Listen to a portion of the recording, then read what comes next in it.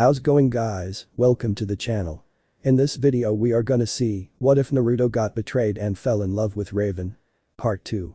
Huge shout out to Night Kid for this story. If you wants to see awesome fanfiction like this, don't forget to subscribe. Now let's get into the video. Titan's Tower early afternoon. Naruto and Raven continued to hold hands as the two entered Titan's Tower. Naruto was sure to be at least a little cautious to whatever the masked leader had in store for him. It might have been because of his past as a shinobi, but the whiskered teen couldn't help but be paranoid about everything he came into contact with. As the blonde store owner looked around, he knew one thing for certain. The tower was impressive. It was his first time being in an alphabetical shaped tower, mind you, but the building appeared to be prepared for almost anything. Raven was pointing out various things about the tower. He was told by her that the walls of the tower, both inside and out, were made resistant to most elementals by Cyborg. The vast area just outside the tower is mainly used as a training ground or obstacle course, depending on what they felt like using at the time. Whenever the two passed a window that leads outside, Naruto was treated to a grand view of the skyline. Seeing the door opening on its own with lights being turned on as the blonde and purple-haired teens walked through the threshold of the door, Naruto figured that most, if not all, appliances he'd see would be electronic. Common room. Soon the two arrived at the main living space. He didn't let it show, but Naruto was impressed. The common room in the building was very spacious. For 5 teenagers who lived alone with no form of a parental figure, there wasn't a speck of dust nor piece of trash in sight. He guessed Cyborg, who looked to be more technologically advanced and mature than all of them combined, had a robot or something to care for the hygiene of the Titans. That or the fact his apartment was very messy while he still lived in Konoha brought the image that everyone was like him. The entryway had a narrow walkway with chairs on either side of the path. From what he could see, the space that the Titans probably lounged about from day to day was a triple-duty room. The living room, kitchen, and dining area were all in the same space.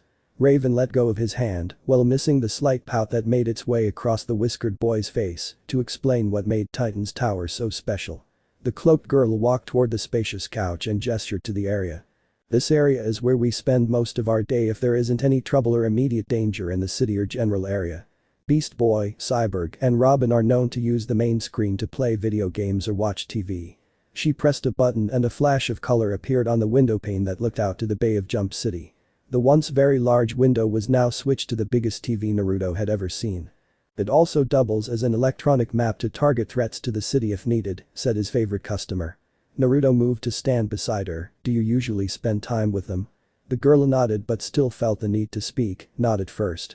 It took some time, but I eventually warmed up to their usual antics. Naruto was happy that despite all the arguing and disagreements between the members, they still cared for one another. Raven continued, until I met you and decided to use my free time to visit. The girl looked away embarrassed seeing as she admitted to visiting the store not only to read books, but visit him as well. Naruto was happy to know that she thought of him so much and went to visit every chance she got. Raven then went to sit at the end of one of the couches, with Naruto sitting next to her with their sides touching. Naruto noted that Raven didn't seem to mind the closeness, so the blonde teen pulled an audacious move.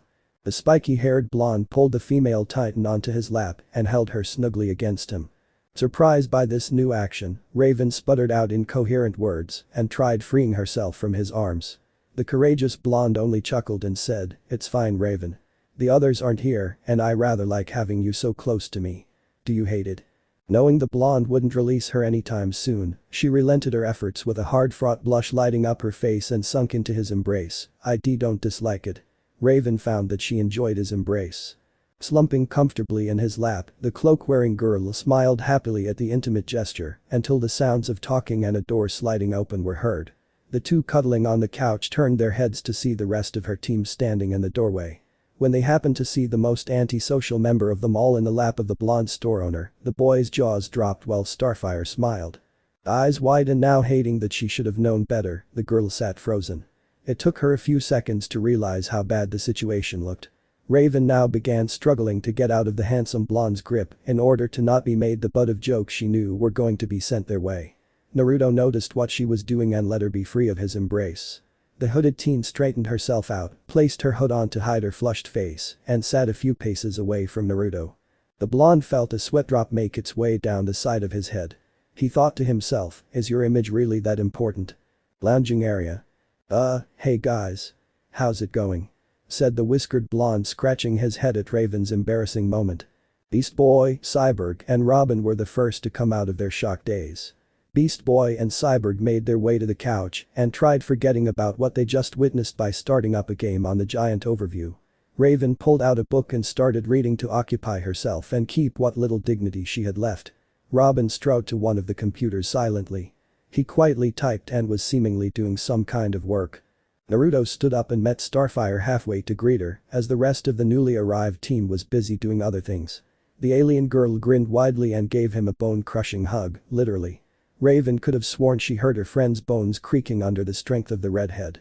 "Friend Naruto, it's freaking glorious to see you again. I hope you have been well. We have all been bloody brilliant since the last time we met."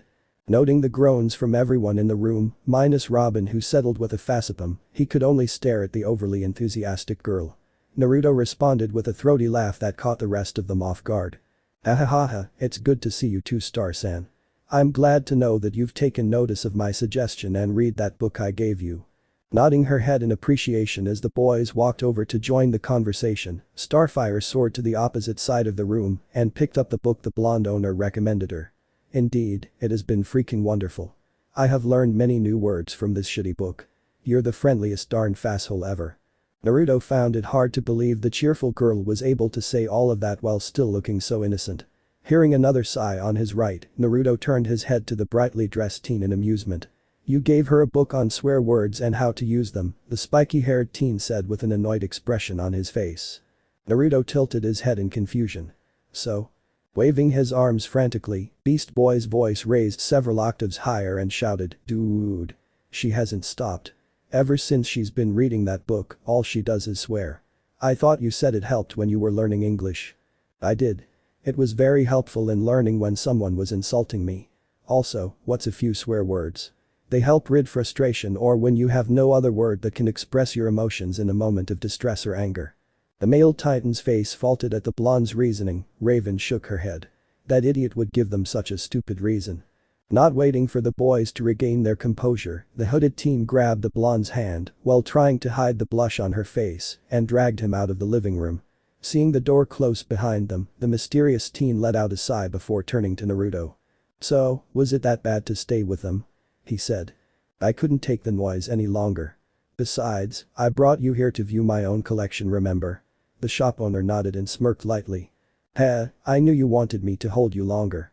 The female teen looked down at their still joined hands and flushed lightly. Shut, idiot." The two walked down the lit corridor until they came upon one of the many doors that littered the hall. She placed her hand on a device next to it. When it recognized her handprint, the door moved aside to reveal what looked to be her room. The quiet teen walked inside, still joined with Naruto. Letting the contraption behind them close on its own, the gray-skinned teen let out a sigh and turned to Naruto, who was openly gawking at her room. He couldn't help but think how the room seemed to fit the girl. Raven's room. Space before him was dimly lit thanks to a small lantern that hung from the ceiling and was filled with what he assumed were many various magical artifacts and sculptures. He noticed a type of black pathway-like passageway on the ground that ended at her bed. In the middle of the room sat a medium-sized circular bed with purple-blue sheets and an ornate headboard with the shape of Raven's hood. On the wall to the left of her resting place, a pentagonal upturned mirror hung above what looked to be a ritual of some kind. A wall opposite the ritual fixture was filled with rows of books from the floor to ceiling. The shelves seemed to be indented rather than protruding like shelves were meant to. There were two other doors in the room other than the one they just entered. He presumed they led to a closet and bathroom. Said boy let go of his friend's hand and strolled deeper into the room, gawking at the many books that adorned her walls. Being a book owner himself with knowledge of many sacred and powerful artifacts, Naruto knew by experience that some of Raven's books held their own conscience or were used to seal things within themselves. If it were anyone else, Naruto was sure to have persuaded them in any way to try to take the books for himself to lock away, and yet, having known the girl for some time and how serious she is when it comes to certain topics, Naruto put his trust in her. Feeling the need to calm down, Naruto inwardly sighed. Now coming to terms with himself with the fact he's in his favorite customer's room, the bright-eyed teen believed he needed to tease her a bit. Walking over to her bed and plopping down upon it, Naruto rested his gaze upon the only other person in the room. Dragging a boy into your room without thinking. I had no idea you were so venturesome, Raven-chan. Naruto chuckled to himself and could practically feel the heat rise from her face from across the room. He could only wonder what indecent thoughts were rampaging in her mind because of his input. While waiting for her to recover some of her posture, Naruto relaxed. When was the last time he had a day off to really just go about his day so nonchalantly? When Raven finally calmed down, the teen looked at the boy who was so unconcerned about his environment. The two bookworms met eyes, only for Naruto to wink at her not a moment later with a delighted look marring his whiskered cheeks. Letting out a loud audible sigh, the cloaked teen moved to her bookcase and pulled out several tattered books. She sat near the grinning teen still blushing from his earlier statement. Raven's room late afternoon. The two spent most of their stay in Raven's room. Conversations ranged from duties and crime that had been occurring around the city to reading tomes and grimoires each had been lucky to find. While staring downwards at a grimoire that Raven had handed him, Naruto felt the stare of his companion on him. He mentally shrugged, whatever she needed to ask of him would come in time. No need to rush the inevitable. Raven shifted in her spot so minutely. Naruto knew if he hadn't trained to hone his senses, he would have missed the subtle movements. Just like he predicted, the leotard-wearing female called out to him. "Hey, Naruto." Naruto's response was a grunt, meaning he had heard and urged her to continue. "What does the meaning behind that suffix you always use for me? Chan was it?" This question wasn't something he anticipated. Naruto thought she'd ask for another book recommendation or to have dinner together. Something along those lines. What? Two people can't have dinner together without being suspected of them dating. Naruto had grown up from his aforementioned childish days of pestering for dates. As well as thinking every outing he was invited to by the opposite sex meant they were romantically involved. Besides, he genuinely liked Raven. She catered to interests he adhered to, and they got along rather well. "I noticed you attach it to my name all the time, yet the others either have san on the end of theirs or nothing at all." Pausing in his reading, Naruto thought about an appropriate response. Well, the more intuitive answer was quite simple, did her words hold truth to them? When communicating with others, he only added the suffixes as a sign of respect. However, was Raven the only one with the endearing term? "Well, when I think about you, I believe we are close. If I were to give an example, I see the two of us in the sense of star-san and traffic light-san. The way they communicate and interact is vastly different than with the others, nah?" His bright eyes saw the confusion etched on her face. Did she really not understand? It appeared to be quite simple through his eyes. "Raven. Even though we have only met a few months prior, I view you as someone quite close to me. Time is not a way to determine how close two people are meant to be. It's through moments spent with someone who holds significance in your heart." Using the back of his fingers to brush the cusp of her cheek, Naruto saw the realization brimming her eyes.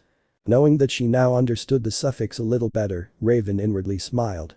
If what he said was correct, that meant he referred to the two of them as close friends. Turning back to his handed novel, the sapphire-eyed teen soon lost himself in the pages. Naruto was actually a little impressed by her choice in literature.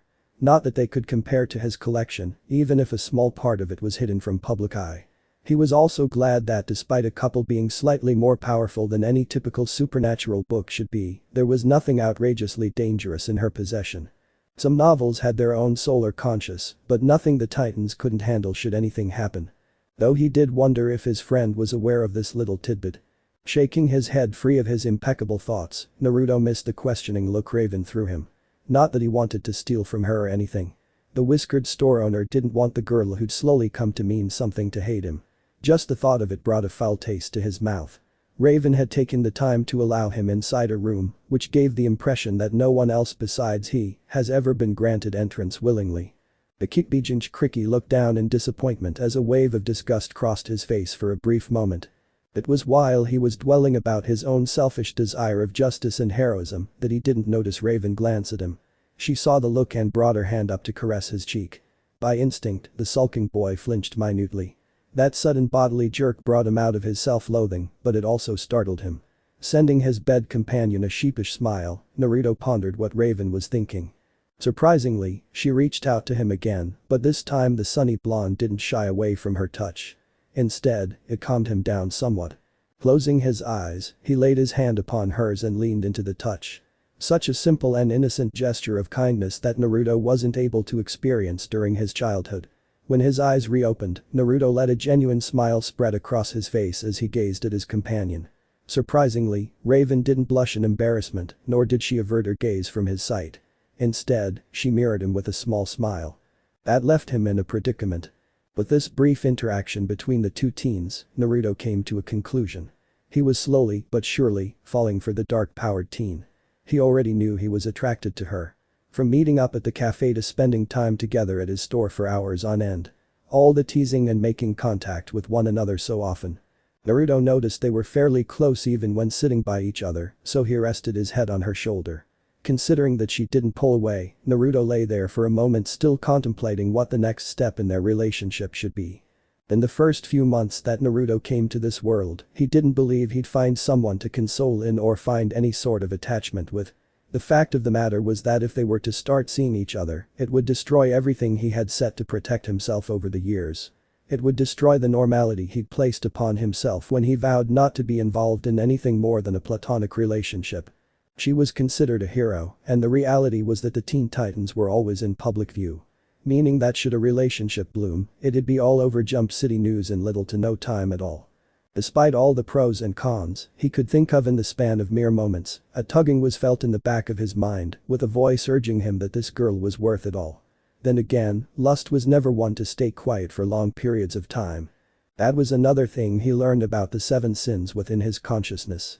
They not only represented the thing they were named after, but also had ties with emotions and mindsets linked to them. However, even if each persona had the ability able to think and talk, they only really could influence an action or something when he was in great turmoil or felt intensely towards the one emotion that they represented.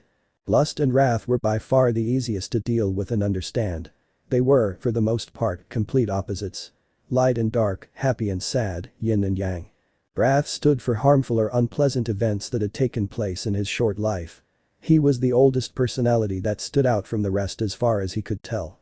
He represented anger, hate, impatience, and resentment. Though from what Naruto could perceive was that sadness and depression also were components of him. It was a living form of all the pain in his life.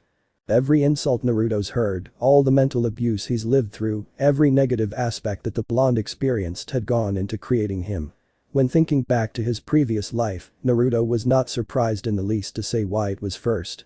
By misconception, lust seems only to be publicly known for sexual involvement.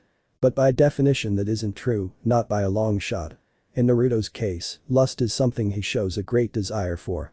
Such as justice, the well-being of those he considers close, the happiness of others, goals that mean a lot to him, and so on. This particular sin had been around since he had become a ninja and accepted his own unique nindo after his mission in Wave. Thinking back to the simpler times, it was the happiest Naruto had ever remembered being before. He understood what created lust. Love, caring, happiness, protectiveness and everything that went with it. The manifestation of sloth was similar in comparison to lust. It wasn't laziness that created the personality, but acceptance. Even though there is more than one way to deal with any given situation, Naruto went about his life accepting the difficulties and used his own determination and willpower to push through them. This was one of intelligence.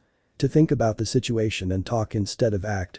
The whiskered blonde had relied heavily upon this sin when he first came to Jump City. When he first found out about this persona, the nature of sloth bared remembrance to Shikamaru in a way. Intelligent when needed, but too lethargic to bother when the circumstance calls for immediate action. He also found that sloth substituted for something else. The failure to accomplish what he strove to do. He failed in speaking up about what he was truly feeling in his home village. However, being who he was, the mentality he lived by of putting others' well-being before himself was a major factor. In turn, the knuckle-headed shinobi kept quiet. Naruto wondered if he spoke up more in Konoha, would his life be any different? Clearing his head of all the ifs and buts, Naruto kept his thoughts on the sins themselves. After sloth, envy formed.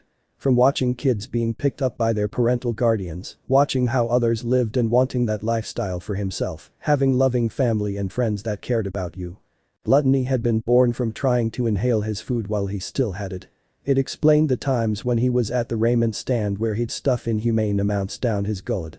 Greed was formed from the emotions he tried to hide from his then friends and loved ones, or when he did something and didn't want them knowing. Finally, pride was when he felt something had gone right and felt gratification. If he thought about them as a whole, he counted on his poor childhood that resulted in his new occupants residing in his mind. They've been helpful, but on more times than he could count, he felt when one of them went astray. He knew that some of them didn't stay in one place very long. Wrath and his inner demon had probably spoken more than once, but he hadn't felt any change in his sealer body, but he kept his guard up in case. Moving his head from the dark teen's shoulder, the last of his thoughts ebbing away, Naruto looked into her eyes and smiled briefly. Setting aside all the books, he then laid back on her bed to rest for a bit. Raven let her eyes wander over his form and decided to let him rest. Standing to put her books away, Raven heard light snores coming from behind her. She finished up then went to his side and cuddled up beside him. The spiky blonde unconsciously wrapped an arm around her and she smiled in content. Common room evening. It had just begun to transition from afternoon to night, with the last rays of the sun highlighting a majority of the sky. Raven and Naruto woke from their brief slumber and decided to join the rest of the Titans that occupied the living room. The quirky green teen and his loud robotic friend were arguing over what kind of takeout they were going to order. The spiky blonde could discern from bits and pieces of conversation that the duo were having a heated debate over vegetarian-friendly cuisine and a meat lover's menu. With the consumers' quarrel happening in the background, Starfire and Robin were sitting on the couch watching what sounded like a romantic comedy. The two sat fairly close. The boy wonder's arm placed on his female teammate's shoulders comfortably. Hearing the sigh that escaped the cloaked girl's lips, Naruto could only assume that this was a scene that occurred quite regularly. Leaving Raven's side, the perplexing library clerk made his way over to the fridge and started rummaging around for anything that the teens had, which could be used as ingredients.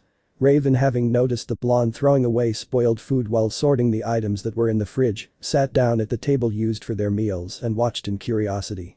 While the two had regularly had breakfast in the mornings, Raven supposed he had to have some skill in cooking. He did live alone after all. Naruto wrinkled his nose in disgust at the weird combinations of food the Titans may or may not have tried. Pasta with chocolate, pickles with what looked to be whipped cream, peanut butter and mayonnaise sandwich, leftover pizza that had mold growing on it. Naruto trashed everything he deemed inedible. Looking at the usable ingredients in the fridge, Naruto could only palm his face and cringe. There was at least half if not more missing from the fridge. What did these teens eat on a daily basis? Grabbing what he thought was best, Naruto began cooking while singing a small tune. Picking up on the sounds and smells of what seemed to be cooking, the rest of the superhero team saw the blonde boy that regularly hung around their quiet teammate in their makeshift kitchen. Not wanting to disturb him, they allowed him to continue making whatever he believed best. Beast Boy, looking over his shoulder in curiosity, could only gape at the assortment of dishes in his view. Being the ever-curious one of the five Titans, glanced to the blonde and saw him at the fridge, scoping out what else he could use as an entree. Feeling mischievous, the pointy-eared teen tried to sample a taste of what was cooking, only to have a spatula smack the back of his hand. Recoiling in fright and pain, said boy felt a chill travel up his spine. He turned to look behind him knowing it was the friendly store owner, but what he saw frightened him on the spot.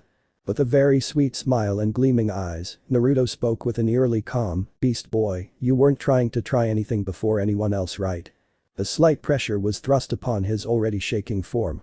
He tried shaking off the foreign feeling but was unsuccessful. In the end, he retreated behind Cyborg's back. The rest of teens were silent since none of them believed the amiable teen could be so scary. And what was the pressure? It wasn't directed in their direction, but they could feel trace amounts of it. About an hour passed, but to those who were on standby felt as if more time had lapsed. Beast Boy and Cyborg started getting irritable. The robotic teen more so because his green friend was chewing on his head with a hungry, longing look plastered on it. The anticipation was even more gruesome due to their stomachs rumbling with the different aromas floating in the room.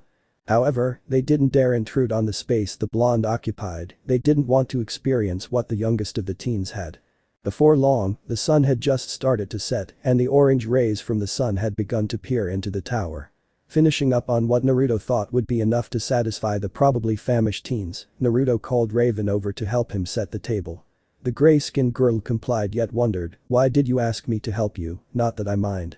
The blonde teen grinned widely, "Doesn't it feel like we're newlyweds feeding our rambunctious kids?"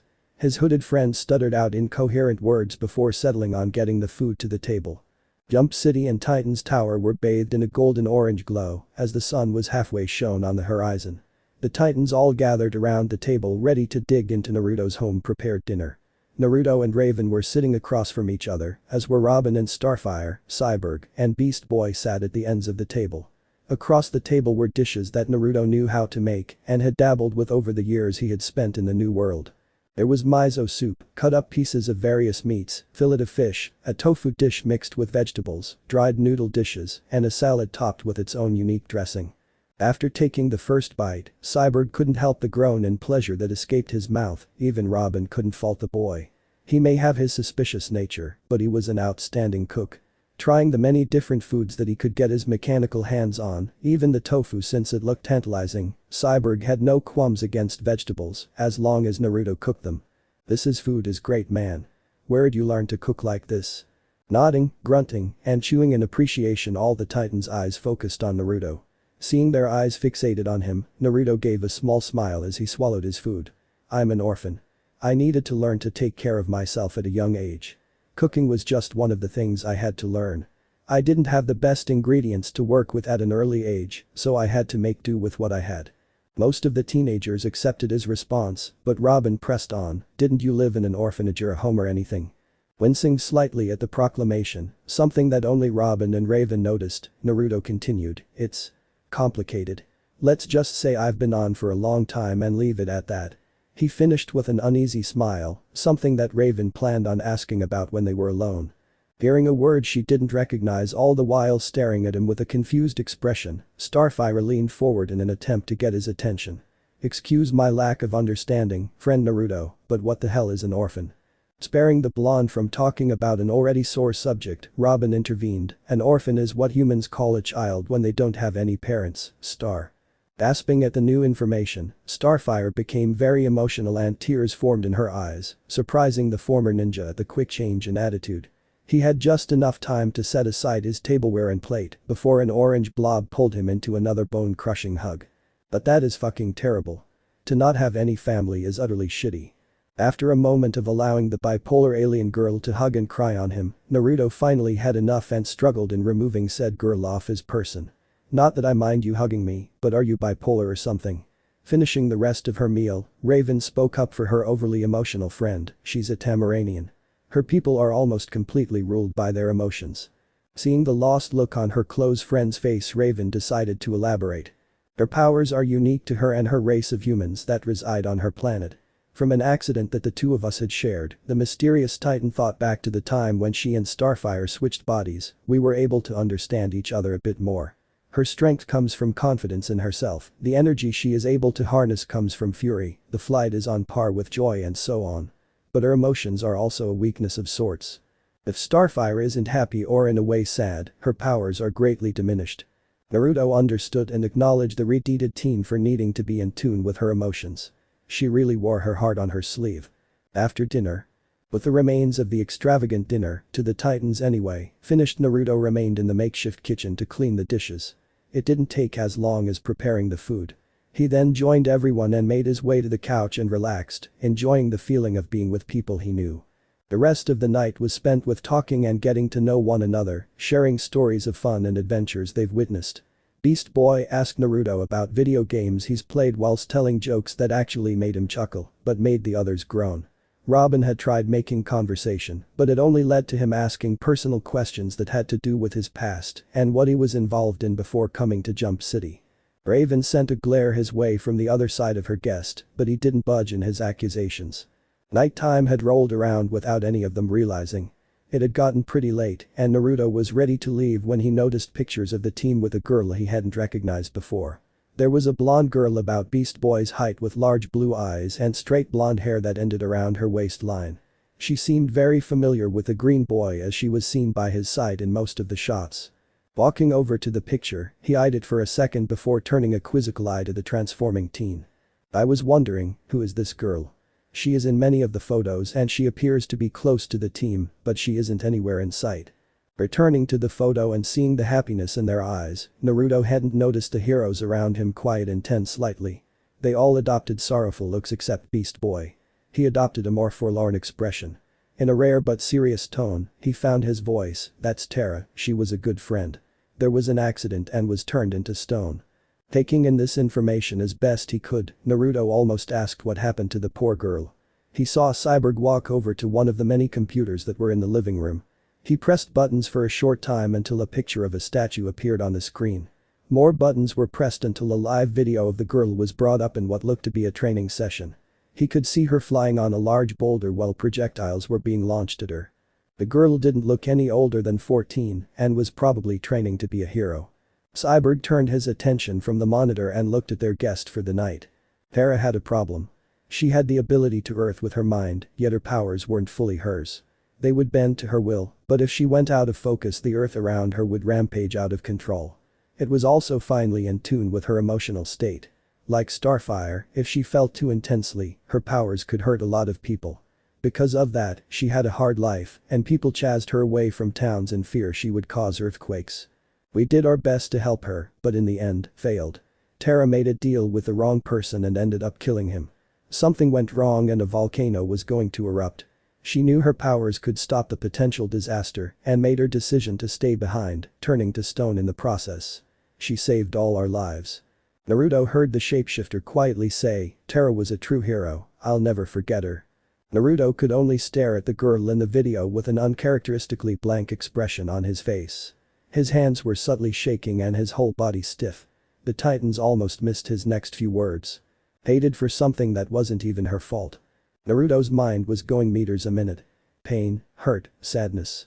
His face was blank, but many emotions were flashing through his eyes. Knowing that there were others that shared his childhood hurt him deeply. He couldn't help but see Gaara and his faces overlapping hers.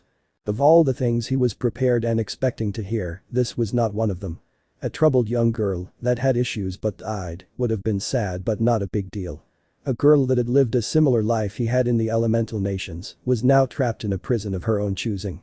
How was he supposed to ignore that? He felt such strong emotions. Sad and sorrowful that someone else had to share the pain he lived through, anger and hatred towards those who treated this girl the way the villagers had himself. Happy that there were others who could share his pain and that they could understand one another. With this new development, Naruto now had a desire to do anything he could to save this girl from her terrible, unjustified fate. Naruto could hear all the voices within his mindscape screaming to be heard over the others. Each wanted to be heard and make itself known. All talking at the same time. His head felt as if it was splitting open and the world was spinning. He didn't want to falter and black out at the Titans' headquarters. That would raise too many questions.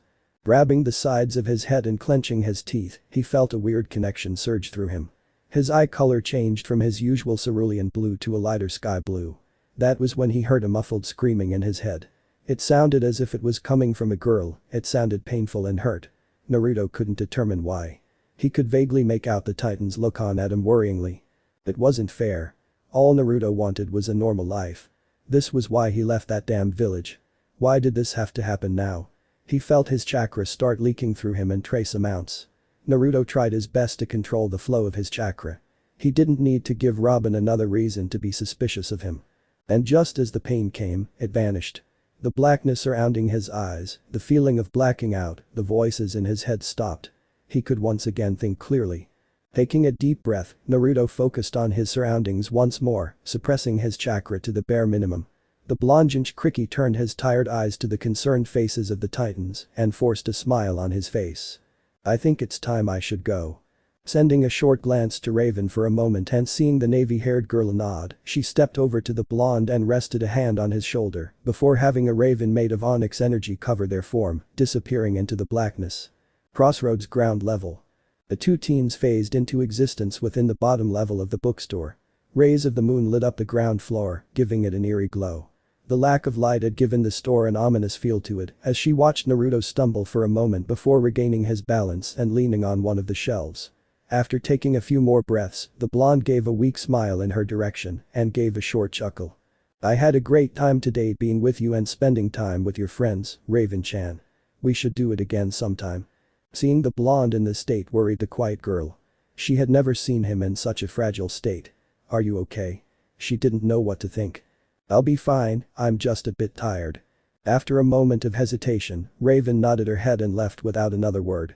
Right after Naruto saw her disappear, he shrank into himself slightly. He leaned his back on the flat surface of the shelf and let his body slide to the ground. Catching his breath, Naruto resolved what needed to be done and headed for his library beneath the store. Upon reaching the library, he hesitated.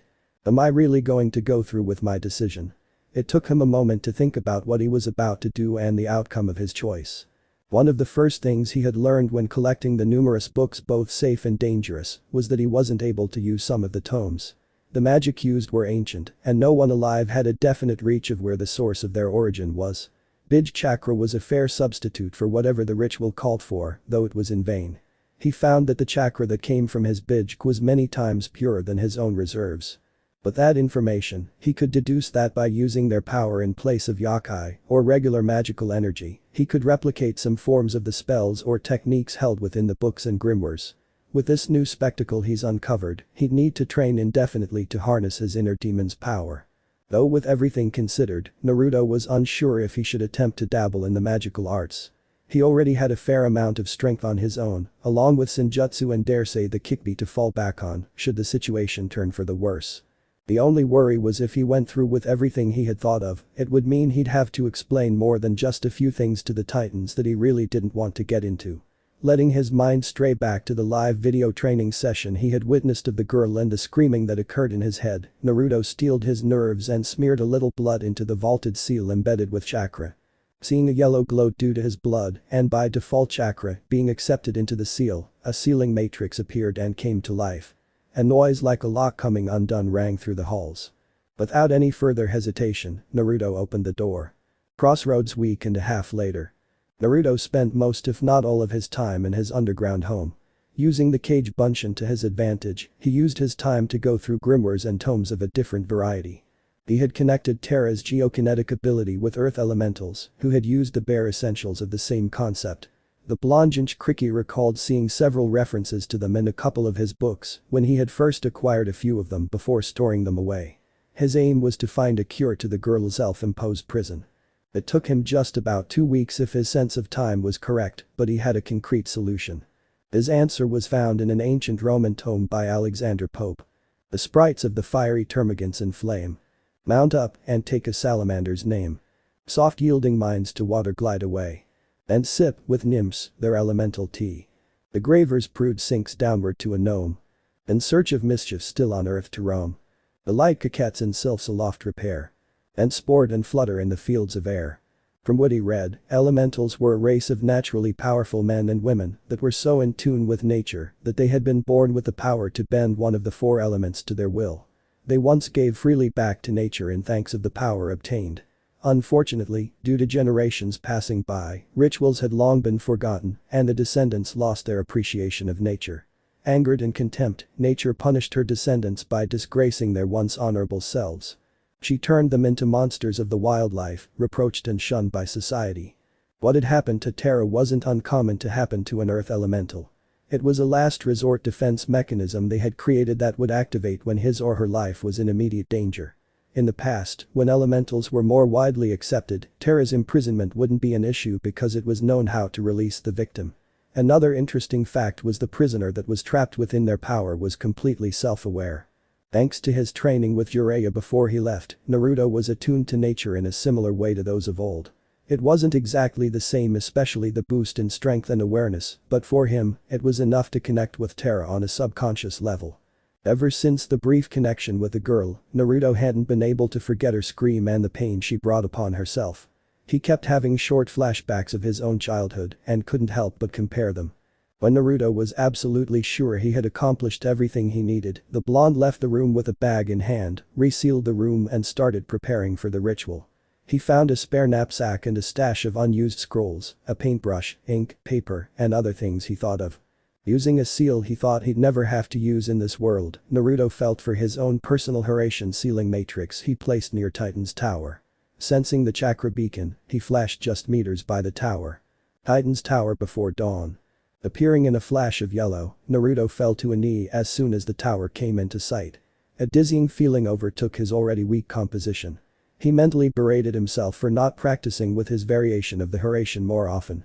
Ugh, still not as smooth as the Shunshin, I'll need to look over the notes once more. Letting out an audible sigh, Naruto made a note to work on the execution of the technique more over time. But that's not the foremost problem right now. Naruto walked to the space he remembered Raven bringing him 2 weeks before and slammed his fist against the metal loudly a few times. He noted that it was dark out, probably either late at night or very early in the morning. He didn't hear anyone coming to answer the door, so he knocked again. After a minute or two of waiting, he heard a small beeping noise and looked to his right to see an image of a sluggish Robin on a video screen next to the door. Hair disheveled and the edges of his mask drooping, the usual serious hero resembled a teen only just waking from slumber. "Naruto? Is that you? How the hell did you get here at 5 in the morning? Where the fuck have you been? Raven's been worried sick about you." Taking in the blonde's wavering movement as he shifted between his feet constantly, the teenage leader was unsure if Naruto had taken a look at himself recently. Robin woke himself up to take a more definitive look at the teen. His clothes were crumpled and looked to have sweat stains on them. His hair looked to have been dirty and lifeless. There were bags under his eyes that gave him a haunted look. The teen's skin was so pale and sickly looking, the boy wasn't sure if the boy at the door would collapse on their doorstep. "I need to talk to all of you, it's urgent. Can you let me in and gather the team?" Not sure if he should comply, Robin asked one more question. "What's going on?" "I'll tell you when you're all gathered, I don't want to repeat this." Knowing how the blonde was, Robin relented. "Fine, wait here, I'll get the others and let you in." Titan's Tower common room. The door opened to show Robin in full gear with a small frown on his face. "What happened to you?" Naruto shook his head and motioned for the spiky-haired leader to lead the way. The brightly dressed leader sent him a perturbed look before turning around and leading him to the common room. When they entered, Naruto saw the rest of them in varying states of awareness. Cyborg being the most alert probably due to his body type, followed by Raven, Starfire, and lastly Beast Boy, who was in the middle of the room, eyes closed, head tilted to the side, and a large snot bubble coming from his nose. It was a comical sight that eased Naruto a bit. "I guess things'll never change." The moment Naruto was in sight, the three that were awake gasped in disbelief. Naruto they knew of was never in such a tired state before. Raven quickly made her way to the blonde in an attempt to obtain answers on his whereabouts the past few weeks. Cyborg slapped the youngest of the Titans in the back of the head to wake him up. The green teen stumbled, turning his head left and right to know what the emergency was. Ignoring his simplistic ways, Cyborg left his side. As Raven approached her blonde friend, a series of events promptly took place. She immediately pulled him into a tight hug, shocking the others at the blatant show of affection.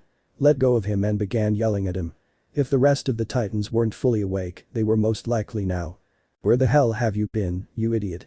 I couldn't find you anywhere. I went to the store only to find it closed for days. I waited every morning in the cafe in our usual meeting place, but you never showed up. Now, here you are in the middle of the night, looking like you've been living in a hole and had just climbed out. Tell me what the fuck is going on." Taking a moment for his lethargic mind to catch up what was being said, Naruto let a small tired smile form on his lips and mentally laughed at how close she was, talking about him being in a hole. She wasn't too far from the truth. "It's good to see you too, Raven-chan." Clicking her teeth in frustration, she punched the blonde lightly in the arm. The hooded teen cried in surprise when Naruto fell over and lied on the ground limply. "Naruto?" Clambering to his side to make sure everything was alright and that he wasn't injured in any way, the teen saw that his face hadn't changed in the slightest. The blonde's cerulean eyes merely stared at the ceiling with a smile still plastered on his face. "I'm fine, just exhausted. Could one of you help me to the couch? I don't think I can move." Bending down and lifting the prone Naruto onto his shoulder, the robotic technician carried him over to the couch and set him in a sitting position facing them all. "Thank you very much, although I'd like to note that your shoulder is very hard and uncomfortable." He saw the large teen roll his eyes in annoyance. Sharing a worried look between each other, the Titans turned to the obviously irrational store owner and allowed their leader to deal with him. "Naruto, what are you doing here? How did you even get to the island?" At his question, the blonde shook his head to clear the cobwebs that clouded his mind.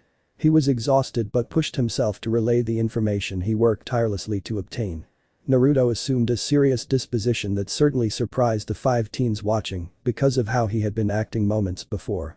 "Before you question what I am and have been doing, I need you all to understand.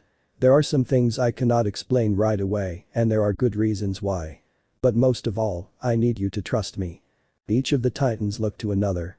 Without a word, they reluctantly nodded their heads. The tired blonde reached into his knapsack and pulled out a scroll that he specifically prepared Raven to see. He held out the contents for her.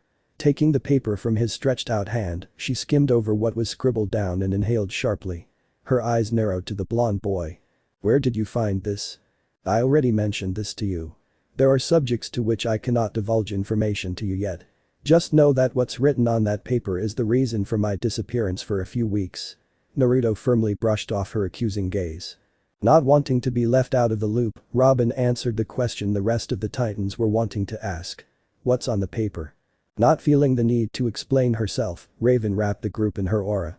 When the void of black energy dissipated, the Titans found themselves in a very familiar cave. Without letting the rest of her team know, Raven wordlessly walked in the direction of Terra, leaving the others to follow. Following the Teen Titans at a slower pace than normal, Naruto began to hear screaming again. This time was more concentrated. He held the side of his head in pain, grimacing with each step towards the girl's makeshift memorial. Cavern volcanic remains.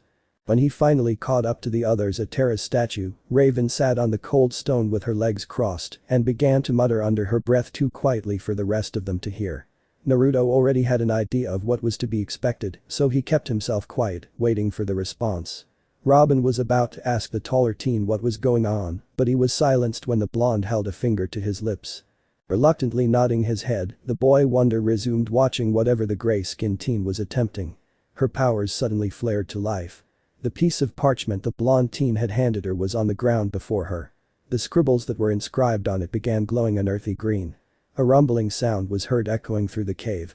When the rumbling grew louder, a green energy surged from the paper and melded with Raven's own dark powers.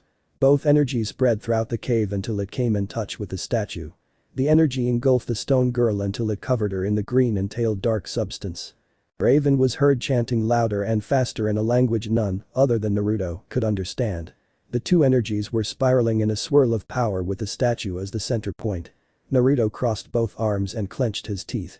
Knowing the enchantment was coming to an end, Naruto braced himself by changing his stance. Raven opened her eyes to reveal them to be glowing an onyx black that looked as if you met her eyes, you'd be lost to a void of emptiness. Not a second later, the two energies exploded outwards, filling the cave with smoke. A scream tore through the cave, reverberating into the ears of everyone within. Not knowing what to expect, the remaining Titans prepared for the worst. They held their breath while waiting for the smoke and debris to clear so they could see the outcome. Two human-shaped silhouettes were coming into view, one being supported by the other with a coughing noise reaching their ears. Without thinking, Beast Boy was the first to act by running forward, determined to know what the result would be. He stopped a few meters from the two figures and was stunned. Right before his eyes, a thin girl had her arm slung over Raven's shoulder for support. Her light blue eyes lit in exhaustion and what remained of her clothes in tatters. She looked up to see who came to address her, and her face lit up with a small smile. "Beast Boy." Her body hung limply in Raven's arms, the girl seeming to have fainted. The rest of the smoke and debris had finally scattered, showing that whatever Raven had attempted was successful. The rest of the teens in the cave, including Naruto, moved forward. Cyborg and Robin's eyes were wide in disbelief, seeing the girl who saved their lives months before was alive. Letting out a quiet sigh, Naruto sent a tired smile to Raven. Noticing the rest of the Titans gather around their newly resurrected friend, the blonde Jinchuriki slowly backed away from the group until he was far away enough to Haration without being noticed. Titans Tower, early morning. By the time the Teen Titans had compassed themselves enough to be aware of their surroundings, Naruto once again disappeared without a trace. Having diagnosed Terra in such a critical condition, Cyborg opted to search for the mysterious blonde would have to wait. Making sure that their exhausted friend was healthy being priority. Agreeing with his more medically knowledgeable teammate, Robin digressed. The boy wonder decided to interrogate the enigmatic blonde about his awareness of the situation at a later date. He still wasn't sure if he should thank him or blow up at him for keeping the rest of them in the dark. He would decide the next time the two were face to face. Overjoyed that their once friend was among the living, they rushed the blonde girl to the hospital wing of Titan's Tower, allowing Beast Boy to care for her. The worried residents observed as Cyborg ran multiple tests and trials to determine how bad her vitals were. After a long wait of scans and final examinations, the overbearing Cyborg instilled an IV drip into her arm to restore her hydration. The most they could do was wait for Terra to regain consciousness.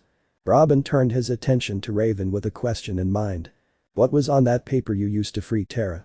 Taking her eyes off of the blonde girl laying on the bed near her, the blue-haired teen faced her leader with an unreadable expression. "It's an ancient spell thought to be lost in time. I had all but given up trying to locate it. For months since she saved us, I've been searching for." The entire situation with Terra wasn't her fault. I didn't believe she should have to sacrifice herself for us." Stealing a glance at the unconscious blonde Raven finished with a statement. "I just don't know how Naruto, of all people, found it." Deciding to join the conversation, Cyborg stated, "He collects rare books, remember? Maybe one of them had the spell." Shaking her head, Raven stared back at the comatose girl. "I go to his store to read every day. I've seen all the books he's stored. Nothing remotely close to what I desired was held within. This type of spell is far more advanced than what Naruto had on display." Not wanting to incriminate the person who brought back their friend from her self-induced prison, Cyborg backed his claim, "Maybe you haven't seen all of his collection. What if he has others, more valuable ones, kept in a secure vault? Remember that guy with the hired thug that tried forcing him to give up his books? If he wasn't the first, maybe Naruto decided to hide the others from plain view." The moan from the girl stopped the quarreling teens from speaking any further. They all shifted focus to see Terra writhing on the bed weakly. Her eyelids fluttering open slowly. They could see her eyes still slightly glazed over. She probably wasn't seeing anything in focus yet. Beast Boy, being the closest person to her at the moment, squeezed her hand. A sudden intake of breath was her response. She tilted her head to the side facing the pointy-eared boy. Focusing harder, her vision began to clear until the goofy hero's face came into view. Her eyes widened a fraction, tears building slowly. Without warning, the frail teen threw herself against her former love interest and pulled him into a hug. "I'm so sorry. I didn't mean for anything to happen. I didn't want anyone to get hurt. I'm sorry." Gently rubbing circles on her back, Beast Boy also started getting emotional. He was so grateful to have Terra back. He held her close for a few minutes, enjoying the warmth coming from her body as she continued to sob on his shoulder. It wasn't until she calmed down enough that she realized she and Beast Boy weren't the only two in the room. The other Titans were awkwardly standing not too far away. They were used to seeing intimate scenes due to another blonde teen they know of. Raven was trying her best to direct her attention to something in the opposite direction with a flushed face. She couldn't help but wonder, is this what others feel like when Naruto and I are so close to one another? Terra smiled, sheepishly waving to the room's other occupants. Hey guys." All the Titans, except Raven, crowded around the poor girl and pulled her into a group hug, careful not to harm her. Raven, not one to socialize in large moments, could only smile at her team's happiness. Jump City Titans Tower. The next few days were spent fairly relaxed. Luckily, the city has been quiet. No robberies, no prison escapes, no immediate destruction or damage from a villain. The Titans stayed close to Terra's bedside almost constantly while she recuperated, talking and filling her in on events while she was in stasis. When her vitals picked up and she was cleared to leave the hospital wing by the large metallic teen, they moved to the common room. As the blonde girl was helped to the couch by her weird goofy friend, she recalled how many memories she had in this tower. Coming out of her thoughts, her fellow Titans sat around her asking her about what it was like being a stone statue. It was terrible. I couldn't see or hear anything. Even though I could feel my body, no matter how much I struggled, nothing happened. It was almost like a floating feeling. Like I was trapped in an endless abyss. Looking down to her entwined hands, it looked as if Terra were recalling her aforementioned prison. An eerie quiet brought the girl out of her nostalgia. The earth manipulator peered around the room wondering why it was so lackluster. Her friends' eyes all looked at her with varying results, yet none had a judgmental gaze. All held a surprising amount of warmth and concern. Reminding herself that she was in the middle of her tale, she continued, "After a while, I lost track of time. Minutes, hours, days, weeks. I didn't know how much time had passed. That was when I started screaming. I hoped someone would hear my pain. I wanted to reach out to someone, anyone. I just wanted to be set free." As they talked, the Titans realized how she seemed to be in a trance, relaying her thoughts and feelings almost robotically. The emotion in her voice seemed to take on an even tone. She began trembling slightly because of her memory of being alone in the cave. Beast Boy laid a hand on her shoulder to reassure her. To show she wasn't alone anymore. He received a smile in return for his kindness. Letting out a shaky sigh, Terra continued her tale. "I didn't want to stop screaming. I knew no one would hear me. But one day, it happened. Out of nowhere, a light appeared. I didn't exactly see it, I felt the warmth it gave me. It felt reassuring. I didn't know what caused it or where it was coming from, but I knew it was far away. Then it disappeared. I didn't get a glimpse of that light again until you guys rescued me. It was so close. So bright and warm like the sun. I could feel it engulfing me like a safety blanket." The next thing I knew, I was free of my bindings and you guys were next to me. I felt the light linger for a few more moments until it disappeared just like the first time. The Titans shared a confused look for a moment, trying to decipher what Terra's words could mean. Robin had a guess to what or who she thought the sun was, but couldn't be sure. Beast Boy spoke up, confirming Robin's thoughts. You don't think he was the reason? Seeing as everyone's attention now focused on him, the younger member explained himself. I mean, he was the only other person to be with us in the cave, right? It couldn't have been anyone other than him. And he was acting really strange when we showed him the video of the obstacle course training. Hera looked to her shape-shifting friend in confusion. Who are you talking about? Robin answered her question with a contemplative look on his masked face. Naruto, stated Robin as if he were relaying a fact. Crossing his arms before him, the frowning leader described the brief circumstances leading to her eventual release. Raven's boyfriend. He isn't my boyfriend. Came an indignant cry. Was with us when we witnessed your return. It was actually him who gave us the spell Raven used to free you. He came to the tower a few weeks prior and asked about the pictures we took with you before everything happened.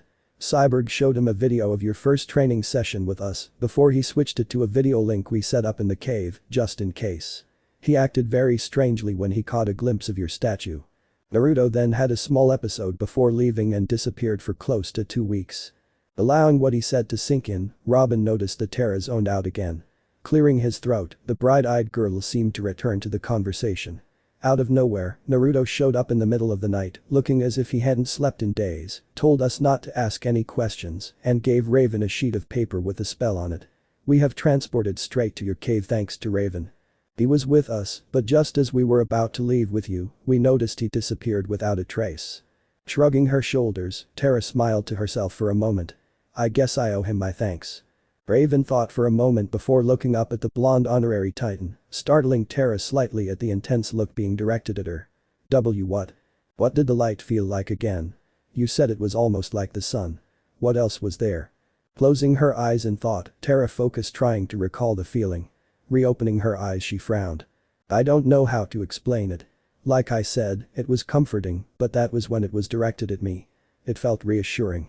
It was powerful as if nature itself was concentrated into one spot. I could feel the warmth engulf my body. But whatever created that feeling in the cave, when it was close enough. The blonde girl began sobbing once more, for no reason. It was so lonely, so sad. I think it comforted me without knowing. If it is who you say it was, then Naruto must be in some sort of pain. He couldn't believe someone else was feeling anywhere close to his pain. I don't understand. How could something so sad and be in so much pain feel so warm and shine so brightly? When you freed me, I wasn't screaming because I was trapped. I screamed for the light. For its pain. The girl was wrapped in another hug by the Green Titan as she cried into his shoulder. Beast Boy looked to Cyborg and Starfire for help since they were the more compassionate of the team. The two shook their heads in confusion. They weren't sure how to console the distraught girl. Robin let out a grunt. No matter what new information we find out about him, Naruto always raises more questions. That doesn't even sound like him. He always acts happy whenever we see him. He cupped his chin while thinking of different scenarios. He was lost in his thoughts as the others waited for him to make a decision. Stopping in his tracks, he looked to Raven. The only one that can clear this up is Naruto. It's Monday so he shouldn't open the store, right? Do you have his number? Hesitating for a brief moment, the cloaked titan nodded her head and passed her communicator to her masked leader. Parlor Java. Naruto was sitting at the table he usually shared with Raven with a book in his hand and a cup of Kai tea directly in front of him. After witnessing the girl's resurrection and making sure the titans would take care of her, Naruto made himself scarce by flashing out of the cave. He immediately headed for the nearest bed. He may be able to function without sleep for a number of days, but that doesn't mean he likes it. It still drains a portion of his strength. The next day, he found himself waking up around evening, meaning he slept over half the day away. Not wanting to mess up his internal clock, Naruto spent the day looking over his notes for the Hyoton and training with it a bit before having a simple dinner and heading to bed again. If he were completely honest, he had thought the Teen Titans would be at his shop with at least 100 questions if not more. Robin, he knew, would definitely be coming sooner or later, with Raven only steps behind. But they never came. Days passed. Still no sign of any of the Titans, including Raven. He assumed they were attending to the girl, Terra. That was fine by him. The longer they waited to contact him, the longer he had before he would have to spill what he did. Not that he would anyway if he didn't want to. He had just finished his tea when his mobile started vibrating. Naruto pulled it out, taking a look at the caller ID. The blonde let out a resigned sigh and fought the urge to ignore the call. "Naruto here. It's Robin, I need you to come to Titan Tower." He wasn't surprised that it wasn't Raven. If she needs him, she usually comes in person. "I'll be there soon. Don't get your tights in a bunch, traffic light san. My name isn't TR." Naruto hung up, smirking slightly. He loved messing with a brightly colored teen. Naruto picked up his belongings and strode to his store nonchalantly. He needed to pick up his get-well present for the girl. Titan's Tower, midday. Minutes later, Naruto knocked on the metal door and stood to wait for someone to allow him access inside. Not waiting for long, the door was opened by Robin, who didn't look pleased if his narrowed face mask was anything to go by. He didn't offer any sort of greeting, but instead just walked back into the tower, silently telling the store owner to follow him. When the two entered the common room, the ex-shinobi was met with happy faces, which threw him off a little. His eyes were drawn to the blonde girl in the midst of the Titans, who was watching him intently. Terra was staring at the newcomer with eyes wide, with her mouth slightly ajar. She couldn't believe this boy, who didn't look much older than her, was responsible for freeing her from herself. Looking at the girl closely, Naruto had to admit she was pretty in a little sister kind of way. Her eyes looked so innocent. She reminded him of a baby rabbit. What worried him was that despite the loose nightgown she wore, Naruto could tell that she was severely malnourished and her skin was a few shades too pale to be considered healthy. But he had complete trust in the Titans to fix her health and give her enough exercise. Turning his attention to Raven, he made way to stand in front of her. The blonde gave his best smile and hoped she'd forgive him for disappearing so much. Her response to him was a punch to the stomach. Doubling over in pain, Naruto looked at the girl in surprise and acceptance. Okay, maybe he did deserve that. He pouted at the girl, who had become quite close to him. She didn't bat an eye at him and walked away to sit on the couch with her arms crossed. Seeing that she wasn't in the mood to talk for the moment, Naruto turned to the blonde girl, who was still staring at him. Feeling a bit weirded out, Naruto greeted her. "It's nice to meet you, Terra-san. I hope you aren't having too many problems readjusting to your new conditions." Terra only blinked at him with her large doe-like eyes before she pulled herself together.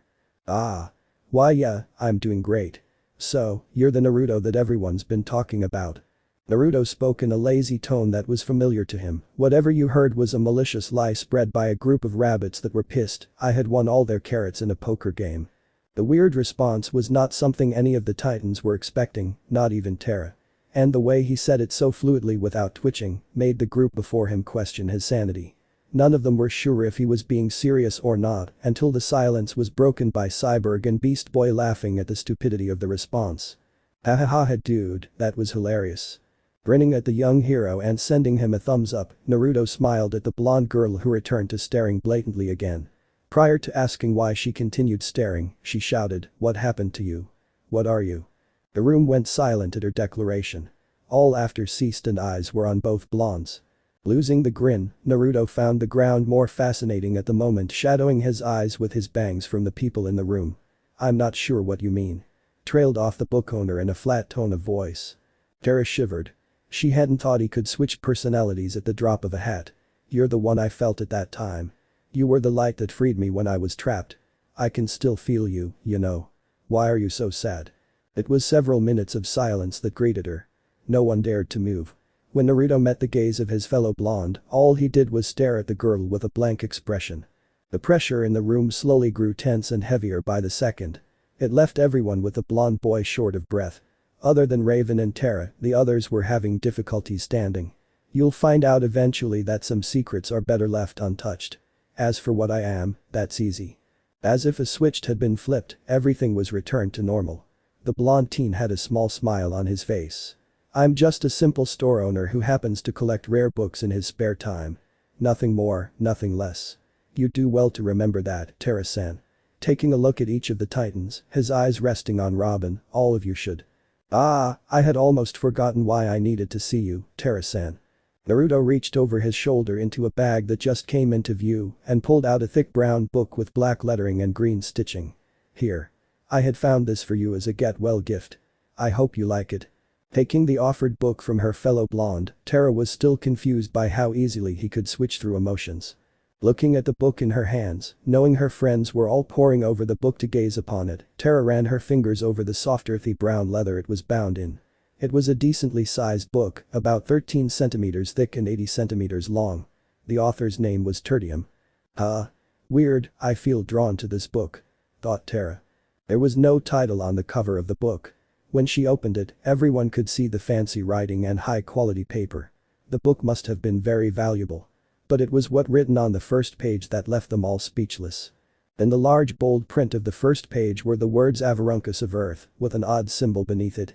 It was 2 concentric circles with 3 vertical lines through the left, top, and right sides, and a circle about half the size of the outside circle, with a vertical line that stretches from the bottom of the first circle, through the middle of the lower circle. Tara flipped through the pages, taking in the musky earthy scent that came with the book. There were tips and advice, battle strategies, and so many other things to learn about her powers. Looking up at the whiskered teen that was smiling at her with teary eyes, it took Tara a few moments to remember how to speak. Even then, all she could say was one word. How? I'm a collector, remember? You'd be surprised what kinds of books I have in my store. If you return to the front of the book, you should see an index at the front of the book. Doing as she was told, Tara's eyes widened drastically as she gazed at the names of the different chapters. Avarunkus of Earth. Chapter 1 What is an Elemental? Chapter 2 What is an Earth Elemental? Chapter 3 History of Earth Elementals. Chapter 4 Understanding the Earth Element. Chapter 5 How to Channel Your Energy. Chapter 6 Emotional State and Control. Chapter 7 Strengths and Weaknesses of Earth Elementals. Chapter 8 Introduction to Earth Manipulation. Chapter 9 Level 1 Earth Manipulation. Chapter 10 Level 2 Earth Manipulation. Chapter 11 Level 3 Earth Manipulation. Chapter 12 Advanced Earth Manipulation. Chapter 13 How to Utilize Earth Element During Battle. Chapter 14 Creative Uses for the Earth Element. Chapter 15 Other Useful Knowledge for Earth Elementals. With tears freely cascading down her face, Tara hugged the book to her chest.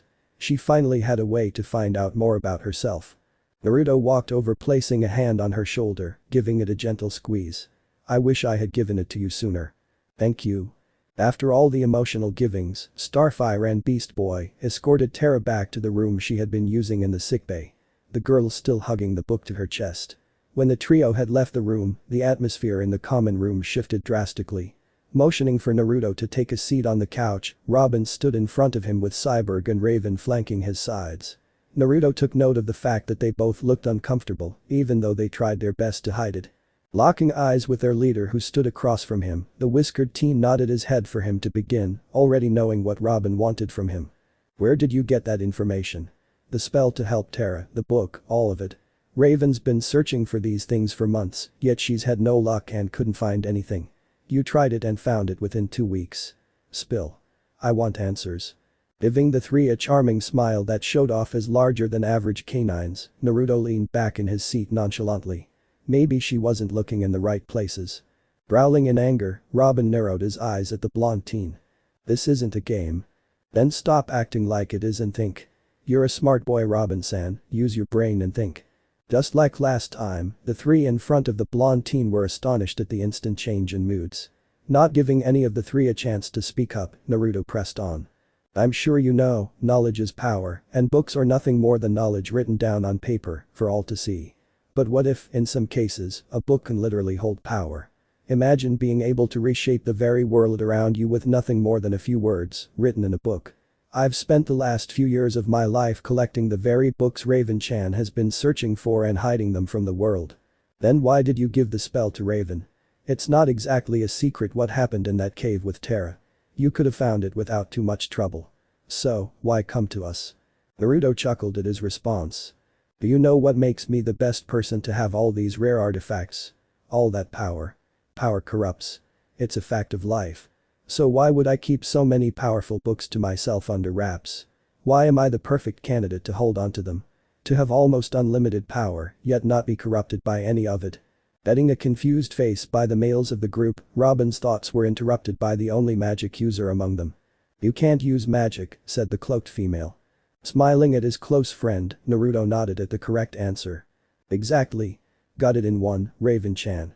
I'm the perfect candidate because I can't use any of that knowledge. I can't be corrupted by power that is useless to me.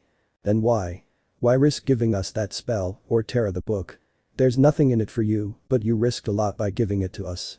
Adopting a serious look on his face, Naruto answered him, my reasons are my own. As for the book, she had a right to that knowledge. She should have learned about her powers at an early age, and because she didn't, Terra had to live through many hardships. Giving her that book is my way of helping her. Stepping forward, Cyborg asked a question that's been bothering him for a while now. If these books are so dangerous as you say they are, why not destroy them? Why keep them around? I can't. There must be balance in the world. If you take away a powerful entity without replacing it with something else, the balance would tilt in an unfavorable way. There is always balance. Good and evil. Yin and yang. Seeing their confused faces, Naruto explained. Books as old and powerful as the ones in my possession are drastically different from the ones I give out each day. They've existed for centuries and hold so much power that they need to exist. Some have developed self-awareness. They can delve into your mind and force you to use them. In the end, it's better to keep them locked away, far from the public eye, where they can't be found. Staring at the blonde sitting across from him in wonder, Robin asked the same question he always comes back to. Just who are you? His only response was his canines showing through a predatory grin that spread across Naruto's whiskered face. Terra had slowly been regaining her strength over the past week. Due to the combined efforts of Starfire, Cyborg and Beast Boy, the blonde girl had recovered magnificently. Though still a little weak, a special diet made by Naruto managed to give her the needed vitamins and nutrients needed for a healthy body. Naruto also stayed around to cook for the Titans themselves, since they all were terrible cooks in some form or another. He had just written down the needs the blue-eyed girl had and the restrictions the diet had. The fact that the store owner memorized a diet for severely underweight people had questions popping up in the brightly colored leader's head. While cooking dinner for his young charge, a thought came into his mind. Naruto wondered about the food of the overly cheerful alien. While he was contemplating asking her about it, he set down a delicious meal in front of the still healing earth elemental. It consisted of a well-grilled steak, vegetables of various types, a hearty soup with meat chunks, a fruit and vegetable smoothie, and a chocolate souffle for dessert for the girl. Naruto was tempted to try the food made by the emotional Tamaranian. When he expressed his thoughts, there were two reactions. Starfire happily agreed to make some of her more traditional food with a few curses for good measure, while the Titans who had consumed the food in the past were giving him looks saying, do you have a death wish? Judging by the horrified and sickly looks made by her teammates, Naruto was almost afraid to try her homemade concoctions. Naruto swore the meal in front of him either blinked at him or sounded like it was dying. He wasn't sure and didn't want to think about it. With a burst of courage, Naruto took a big bite of one of her more unique dishes. Naruto wanted to retch and cringe at the texture of the dish, but surprisingly, the taste wasn't all that bad. In fact, it was good. Feeling more adventurous, he took another bite, much to the surprise of the others excluding Terra. The young blonde girl loved Starfire's cooking to a frightening degree. Thanking the floating girl for the experience, the store owner said, well, I wasn't expecting it to be that good to be honest, but you've expanded another of my horizons. I hope to eat more of your world's food in the near future. He finished his short speech to the joyful girl by giving her a short bow. With dinner over and done with, Terra went back to the book the blonde teen had given to her. She was almost never seen without it. Terra carried it with her everywhere and was grateful to have it. The skinny girl was only midway through the first chapter, but all the information she had been searching for over the years she had been alive was finally within her reach. Whoever this tertium was, he was very knowledgeable about Earth and the various ways to use the power you were granted. The blonde girl was almost afraid to let go of the book, holding onto it as if it would disappear forever should it leave her sight. For some of the Titans could sympathize with her. If they had something they were searching for their entire life and only now had some sort of object that explained what they were and how to control it, they would risk almost anything to obtain it. Unfortunately, Terra hadn't begun training yet. Naruto had strictly told her to wait until her body was healthy enough to handle the strain. If she didn't, Terra could end up back in the hospital bed. Much to her chagrin, Terra agreed with Naruto's logic.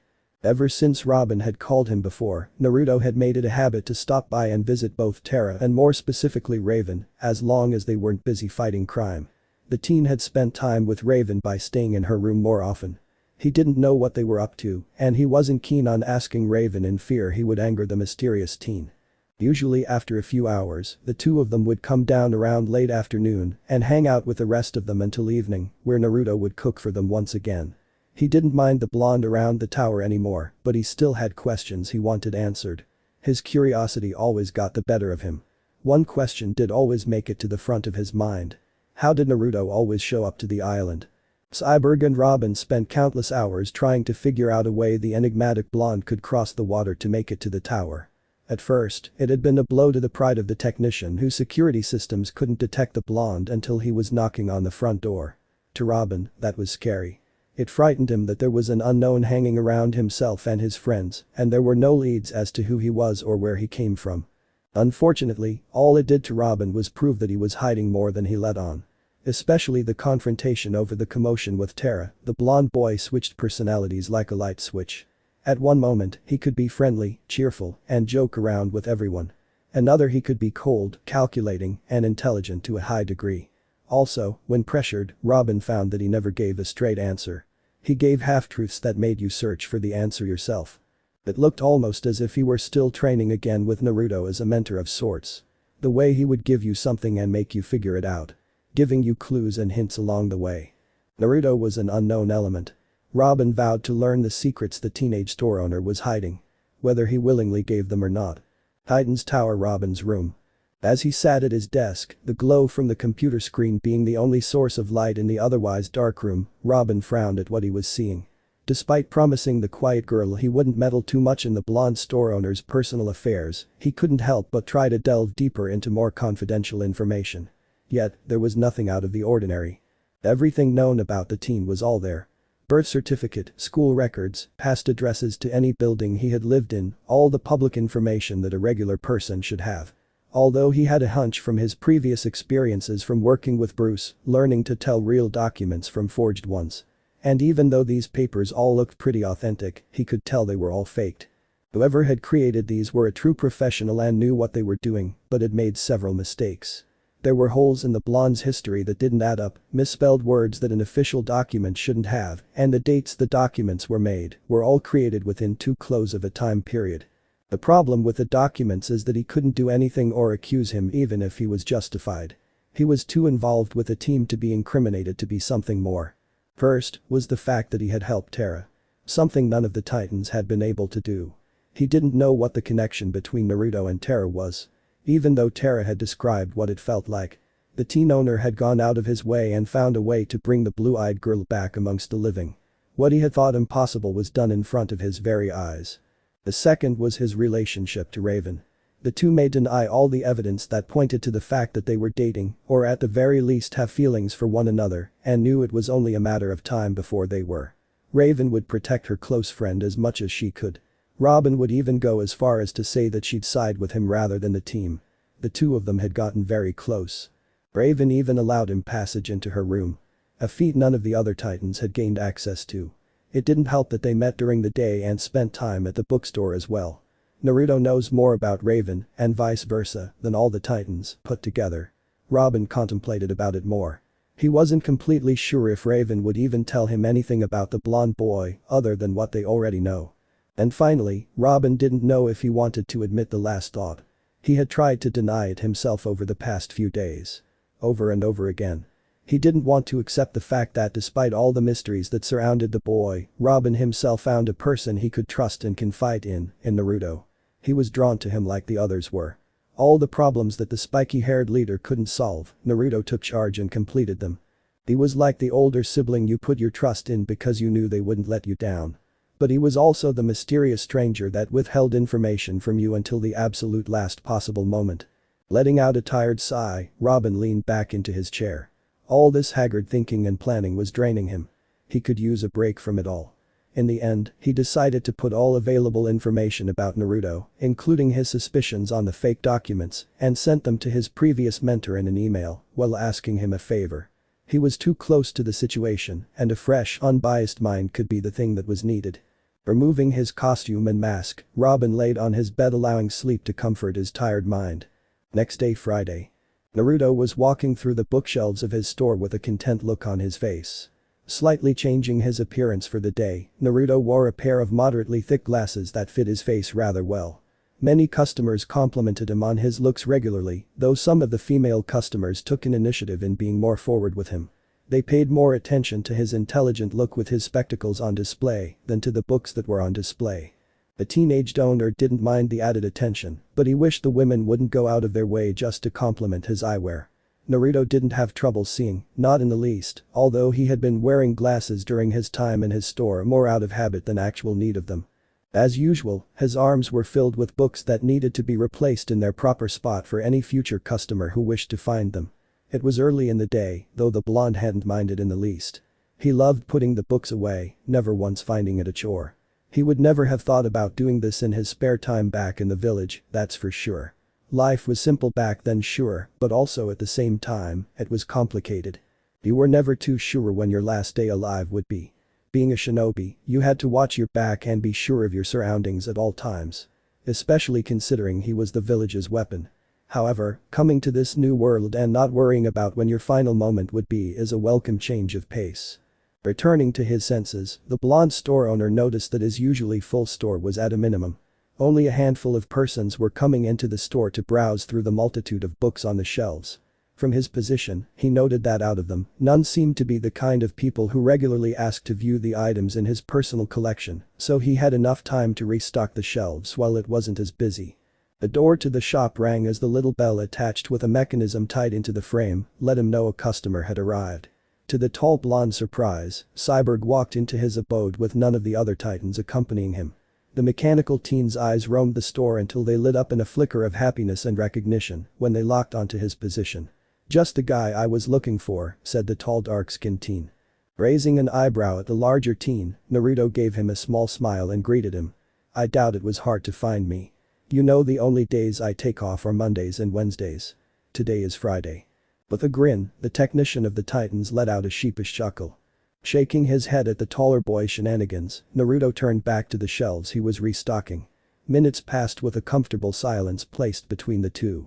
When Naruto moved to another aisle, the robotic boy followed while fidgeting every couple of steps. From the corner of his eye, Naruto could tell the person accompanying him had more to say to him, but didn't ask in favor of him overcoming his internal debate. Cyborg, despite being usually outspoken and outgoing with many people, was conflicted. The teen before him was unnatural. One moment he could be joking with Beast Boy and himself, fitting in as if they were all friends for years.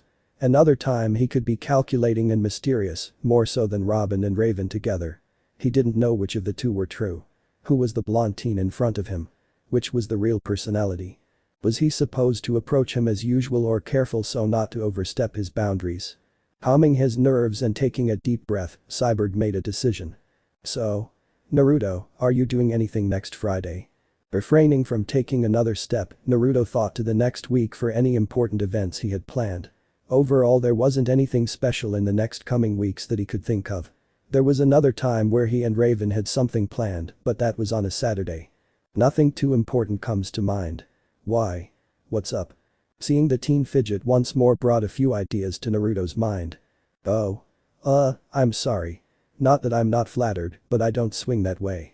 Losing whatever composure the bulky teen had put forth, he finally realized what the blonde teen meant. "What? No. That's not. I'm not. You are RRG. That's not what I meant. Look, it's Robin's birthday next Friday, and we're throwing him a surprise party at the pizza center in the city. I was asking if you wanted to come with us." Smirking at the teen's plight, Naruto placed one hand on his hip. "I see. That makes sense. But if it's traffic light sense party, why are you asking me to attend?" Rubbing his neck, the robotic boy sighed. "I was asking you to come for Raven." Naruto's eyes widened a fraction. "She isn't the most social out of the group, and knowing you were going to come with us would probably get her to relax a bit more. Maybe she'd even have more fun with you around." Naruto turned to pick up the remaining books he had. Seeing the blonde boy turn around, Cyborg thought he wouldn't accept. In reality, Naruto smiled at the thoughtfulness of Raven's other teammates.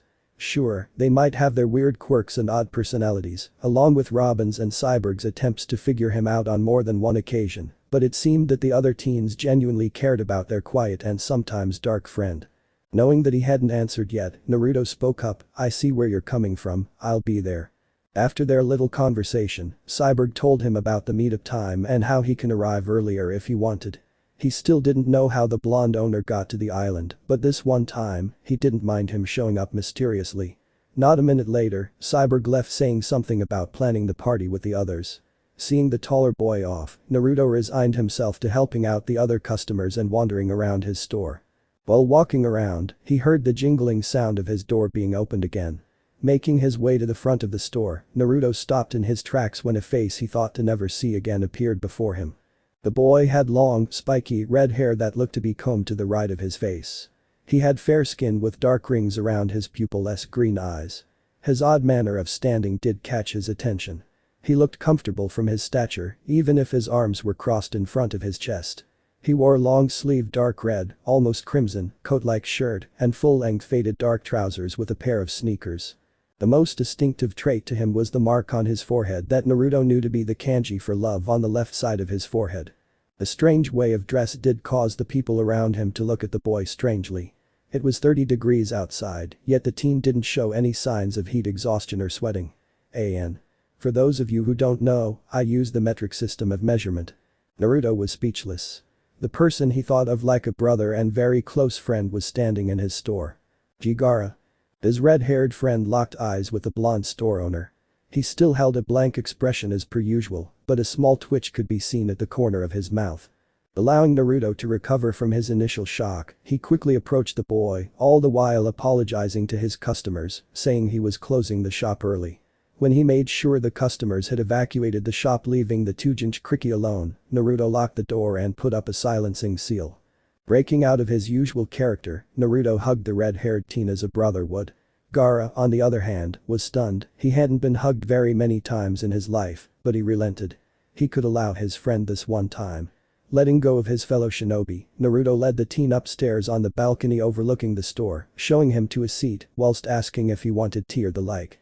Seeing him nod in acceptance, Naruto quickly made tea and brought it out for them to enjoy. Now that the pleasantries were out of the way, Naruto took on a serious posture. Not that I'm not glad to see you, Gaara, but how are you here? It shouldn't be possible for you to be here. Taking a small sip of the tea set out in front of him, Gaara began his tale. I was hoping for you to shed light on my new surroundings. 3 years ago, I was sent to Konoha to deliver a scroll with information from my council. While I was leaping through the forest surrounding your village, I came across multiple signatures, one of which I knew to be yours. I went to investigate until I came across a group of Konoha not too far from you, but when close to your location, I blacked out. When I first regained consciousness, I was in an unfamiliar land. I awoke and found myself in a desert, ironic no. I wandered until I reached a city, though they wore strange clothing and had various technologies. I've spent all my time trying to locate you. Now that I have, I'm not surprised why I haven't found you sooner. A bookstore is the last option I would have thought of.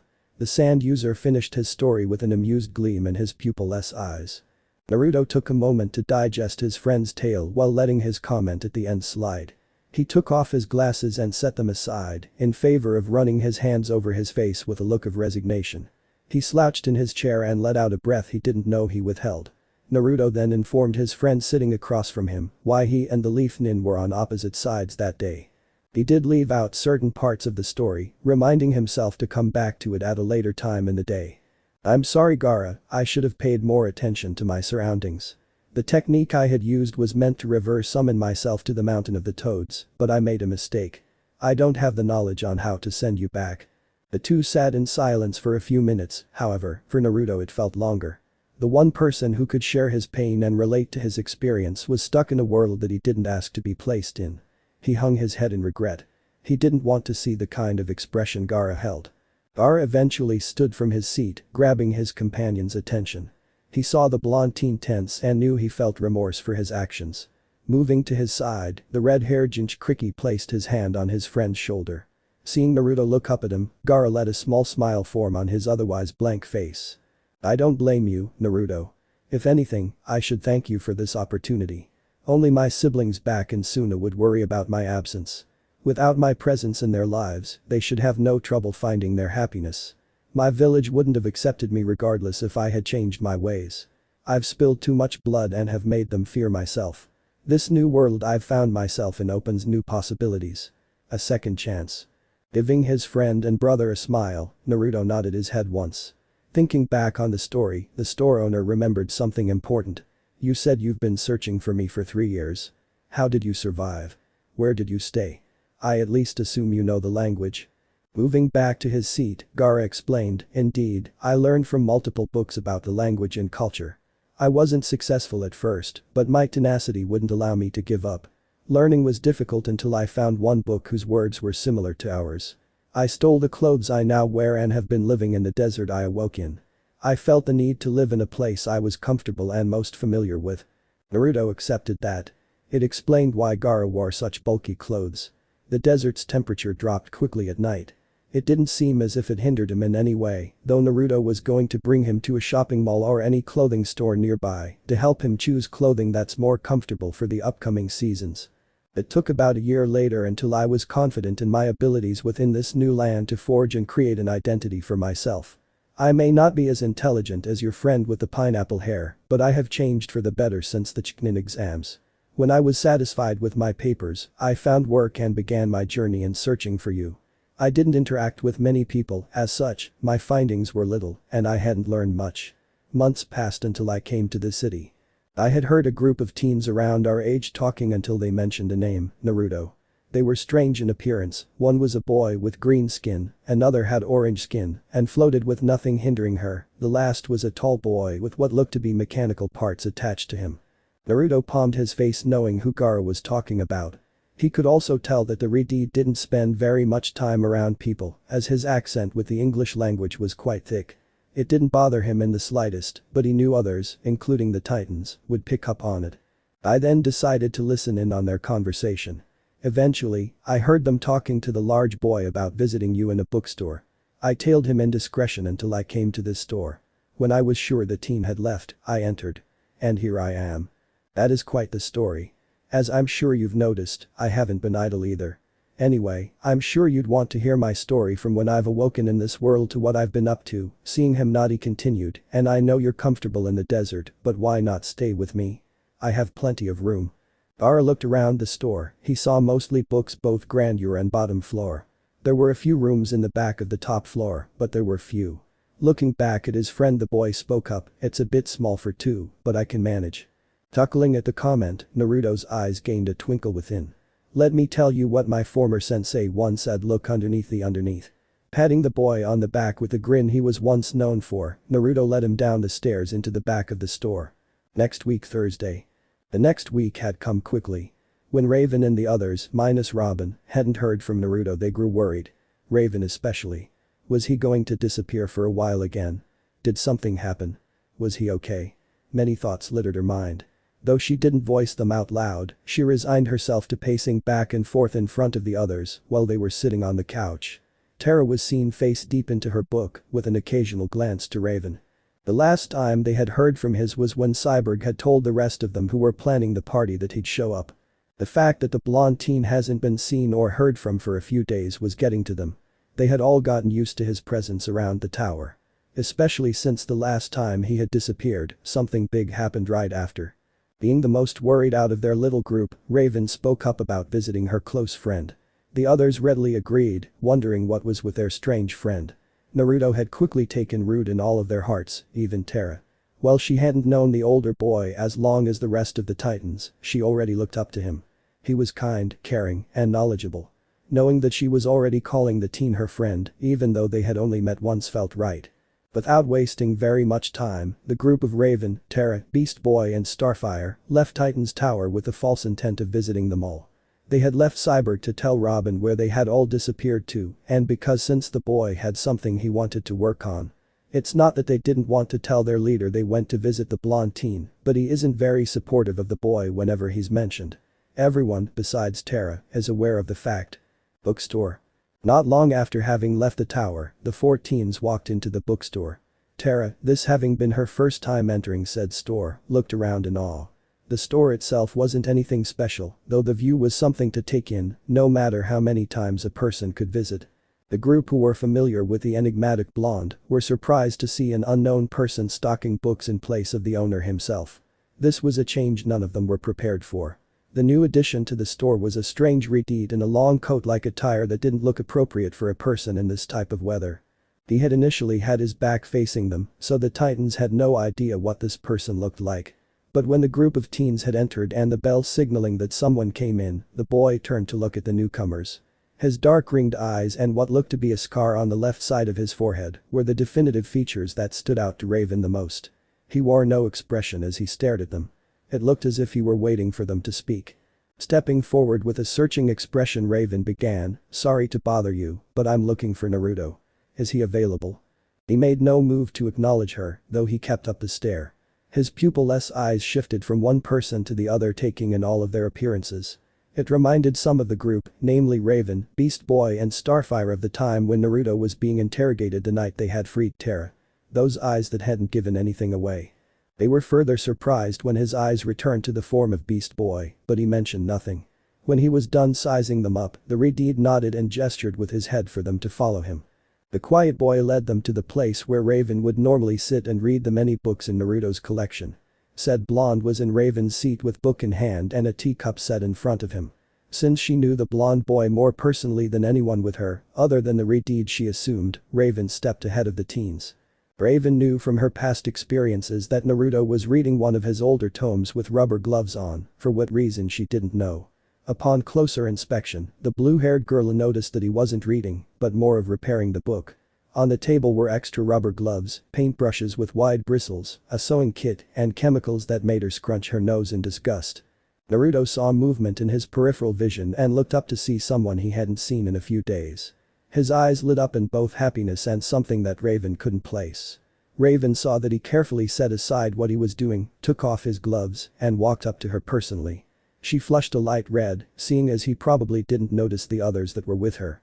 "Hey Raven, it's good to see you." The teenage store owner wrapped his arms around the smaller girl in greeting with his head rested against hers. When her body was closely pressed against his, Naruto could feel the rise in heat from her body. Seeing the others, Naruto let go of his close friend but rested his hand on the small of her back. The whiskered teen smiled, "Oh, good to see the rest of you as well. Sorry, I didn't see you at first," he laughed to himself. "I see you've met Gaara." Naruto's eyes moved to the Redeed beside them. Raven, still slightly flushed at the unexpected hug her friend had given her, moved from his side. Though she could still feel a lingering touch where his hand rested. She cast a look at the now named Gaara. "We came to check up on you. The last time you disappeared for a few days, you showed up to the tower in the middle of the night, looking as if you had crawled out of a hole," deadpanned Raven. Nodding his head absent-mindedly at the gray-skinned girl, he smiled sheepishly. "There were different circumstances to that, but I don't deny it. Also, I'm sorry to worry you. I've been busy with Gaara and repairing this book I obtained recently. I haven't had the chance to visit." The blonde boy moved back to his workstation to continue his book preservation while engaging in small talk with his friends who took time out of their day to visit.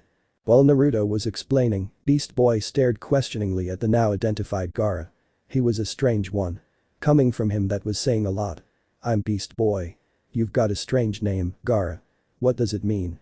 The jovial shapeshifter wasn't known for his subtlety. Gaara impassively looked at the strange boy. "It means a demon that only loves himself. My mother had given it to me moments before her death." All the teens, except Naruto, looked at Gaara in disbelief and shock. What could they say to him? He said that without changing his expression or showing any hint of emotion. It didn't seem as if the Redeed was bothered in the slightest. Naruto's eyebrows furrowed in sorrow. To be reminded how he has no one every time someone calls his name. Naruto promised to himself to show Gaara the new life he could lead. Putting down the brushes dabbed in the strange liquid, Naruto let out a sigh. Remembering the past never brought up happy memories in either of the boys' situations. "Gaara," said Boy, looked to his longtime friend, "we've been over this. You don't have to tell people something just because they ask. Especially if it brings up bad memories." Naruto shared his thoughts with his Jinchuriki brother through a conversation with their eyes. Gaara understood his intentions. He turned to the others that stood with the two shinobi. "I apologize if I had made you uncomfortable." With that, Gaara left the group to return to stocking the shelves with books. Naruto let out another sigh, this time out of regret. "Sorry about Gaara. He doesn't mean to be rude. He hasn't had the happiest of lives and doesn't spend time around people. Even I haven't had the chance to know him for very long." Naruto looked over the railing to see his friend impassively stocking books. His heart felt for the boy. To be so detached and emotionless, it truly is a sad way to live. Noticing his sorrowful look, Raven placed her hand upon his and gripped it tightly. Knowing whose hand held his, Naruto's lips turned upwards in content. Just who was that guy anyway? For some reason, I get the feeling I should run away whenever the dude so much as looks at me," said Beast Boy with a slight shiver. He couldn't help it. His eyes felt as if he were staring right through him. The guy was scary, even scarier than Raven on her worst days. Naruto rubbed the indigo-haired girl's curled fingers with his thumb. "He's a friend. I haven't known him long, nor have I learned very much about him, but I know he's like me. I want to be there for him. I want to show him how much I care. I want him to know he's not alone anymore." The three who didn't know about Naruto's personality could only nod. They didn't truly understand, but they would be there for him, just as the quiet indigo-haired girl was. Beast Boy leaned on the railing of the grandeur looking over at the seemingly emotionless teen. Starfire took up a position on his right, hovering in the air, while her innocent eyes followed his movement between shelves as Naruto was known to do. Hera joined the two in their observation. She knew Naruto was hurting, but to see another boy who was hurting just as much as Naruto, if not more, was saddening to her. What did these two go through to deserve such sadness? Raven turned her attention to Naruto, shaking her head at the three who accompanied her to Naruto's shop. She took a seat from a nearby table and sat next to her close friend, she may even go as far to say her best friend.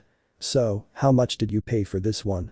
Without looking up from the work he's put off for a while, Naruto smiled. "This one isn't going to be available to read in my store. I was actually paid to restore this book by a friend of mine. They asked me to do what I can. When I'm done, the price should range from 13 to 15,000. Raven wasn't shocked at the price of the books he held in possession anymore, she got over her surprise within the first week. It was just another addition to add to Naruto's persona. He wasn't affected by monetary objectives. "I didn't know you repaired books as well as collected them." Snickering at her response, he replied almost sarcastically, "What, you think I'd tell you everything about me straight away?" Seeing her frown mixed with a slight pout, Naruto looked at the others still watching his impassive friend. The blonde owner moved his own chair closer to the cloak-wearing girl and nuzzled his nose close to her jawline while whispering a few words. "If I did that, how could I keep a cute girl like yourself interested in me? A little mystery does wonders for a relationship." A slight wind escaped between his parted lips, brushing against the gray-skinned girl's neck. As the bookstore owner parted from the girl, he could see an atomic blush that covered a majority of her face and neck. He could barely suppress his laughter. He loved teasing the girl as much as he did, but wished she'd tease him just as much. The chase was enjoyable, but being on the run is just as amusing. It took several minutes for the teen to recover from his blatant flirting. While she didn't mind him doing it while they were alone, she couldn't help but feel embarrassed in public. The indigo-haired teen knew as well as her companion that he did it exclusively for her reaction. She enjoys the flirting and casual going out to eat, but she wanted more. Raven wasn't sure what their current relationship could be called. She sighed inwardly, the quiet girl wasn't used to being sought after so easily. People were cautious of her and treaded carefully when her emotions ran high. Naruto was one of the bravest people to ignore all the barriers she put up just to get to know her. Stealing a glance at the boy who was teasing her not a mere moments ago, she saw him hard at work trying to preserve and repair the book as best he could. The pages did look worn and brittle. The ink was fading and pages were ripped in several places. The Dark Titan remained quiet as she observed Naruto using the different equipment set on the table. She liked the hardworking side of him. He gave it his all and didn't give up no matter how difficult it seemed. She thought back to the situation with Terra. She was a bit suspicious of him, but that thought was drowned out by the worry she had of him. He disappeared for almost 2 weeks just searching for a cure for someone he hadn't met. When he was found, rather than him coming to them, he looked tired and could fall over at a moment's notice. But the fact that he found a solution to the seemingly impossible situation was astounding. Raven couldn't imagine the time spent looking over the multitude of books in his possession and testing out each effect he came across. She didn't know how her friend had done it, but she and everyone else was grateful. Even Robin appreciated the gesture despite the seed of doubt and incrimination that seems to grow larger for the enigmatic blonde. Raven was brought out of her thoughts when the store's door was slammed open. Loud footsteps were heard with a person shouting something. Raven stood to see what the commotion was about until her eyes landed on the familiar figure of the man who was thrown out of Naruto's shop the day she first arrived. People within the shop stood frozen as people stormed into the peaceful shop. The collector, or Mr. Gould if you've forgotten, had come into the blonde teen's bookstore once more with a small group of protection it seemed. He was shouting various demands of books and rare artifacts. Within minutes, Gaara was seen at the front of the group with his emotionless gaze rested on the man shouting demands. Naruto calmly walked out in the open to the squabble in the main area of his store, not bothered by the man's requests. His eyes roamed over the thugs who were threatening his beloved customers. Mr. Gould's eyes found the blonde teen as he managed to stand beside his acquaintance. He motioned for his thugs to detain the boy in case he tried playing hero. Two of his hired protection moved behind the boy in a threatening pose. The man once again shouted his demands for those in the audience to hear. "Bet my fucking books this instant. If you don't, I'll have my men kill all of the people here. I've had enough of your games." Each of the thugs pulled out guns and aimed at random customers.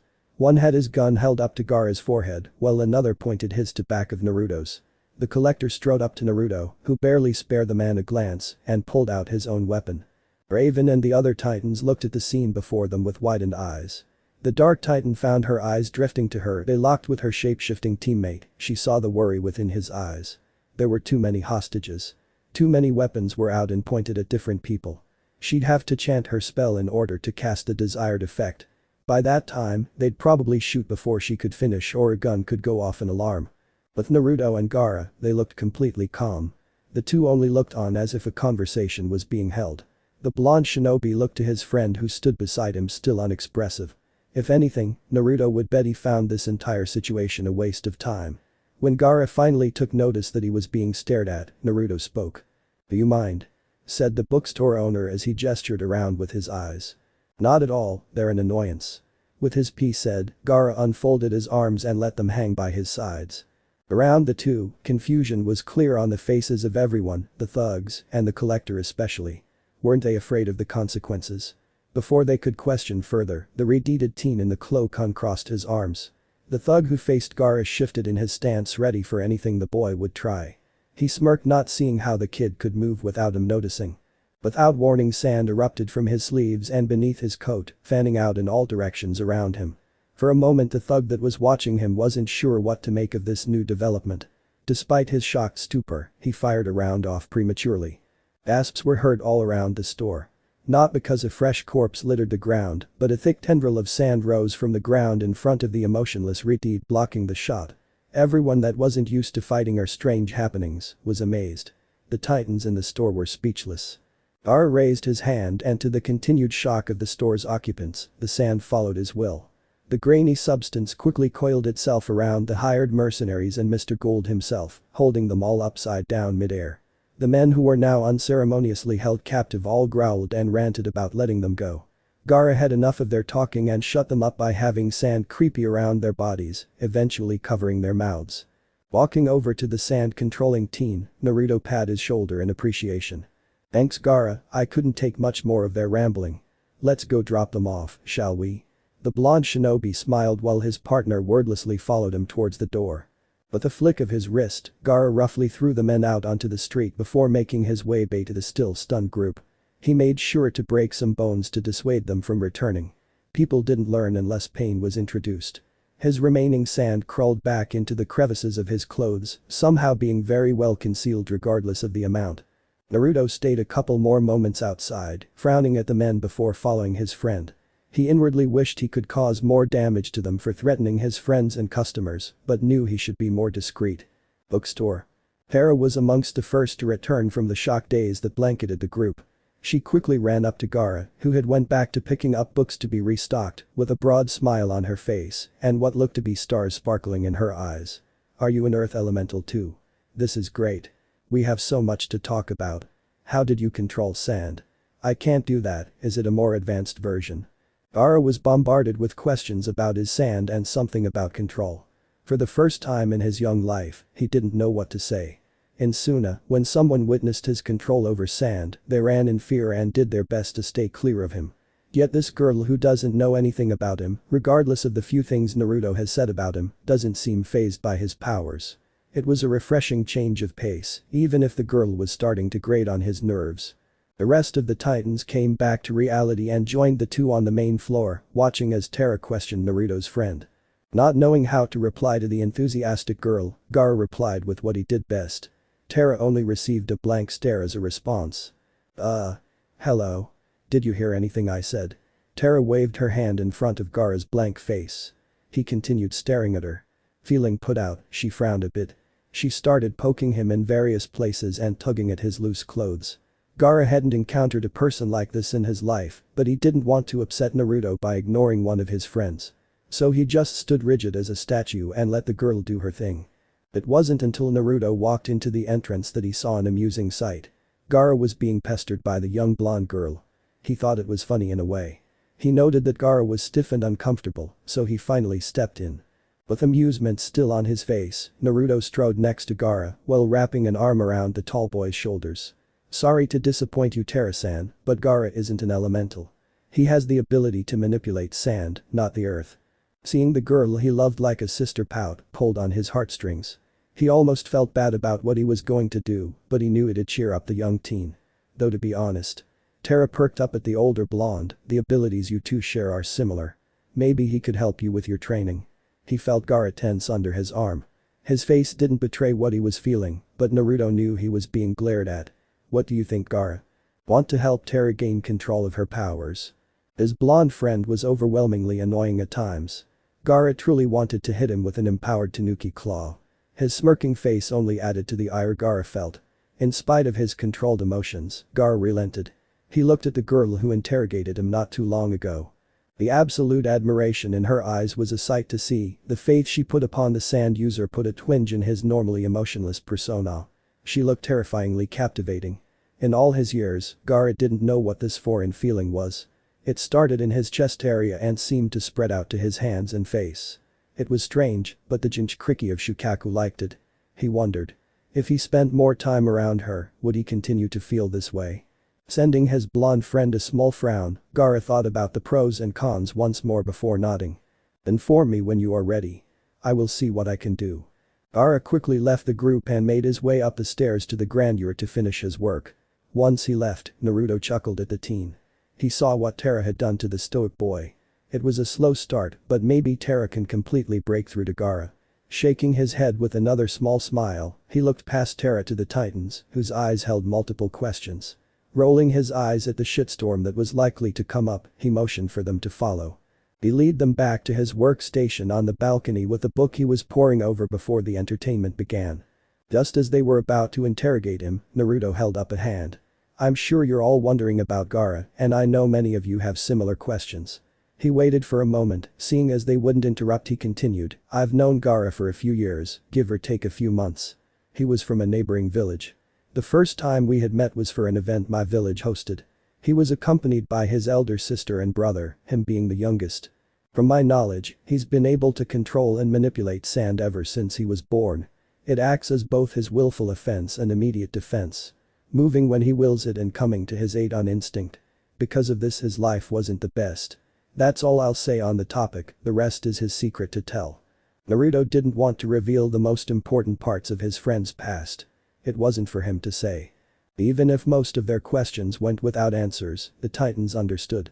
The four said their goodbyes to Naruto and asked for him to extend their departure to Gaara.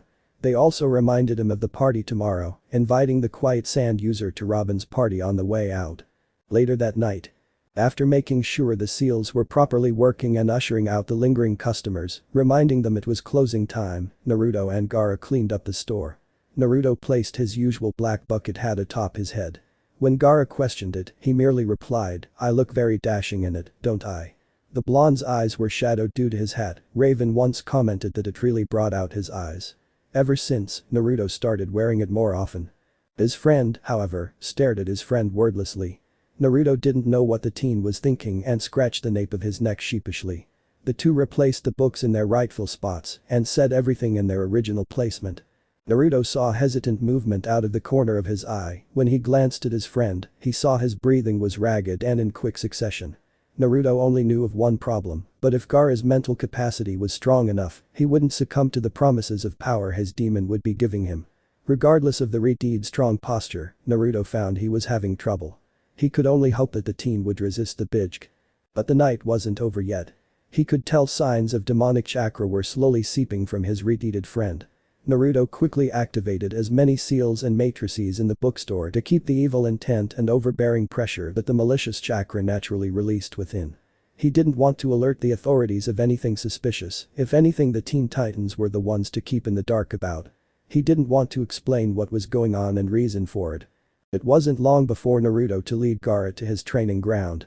His shadowed eyes kept glancing to his friend in worry.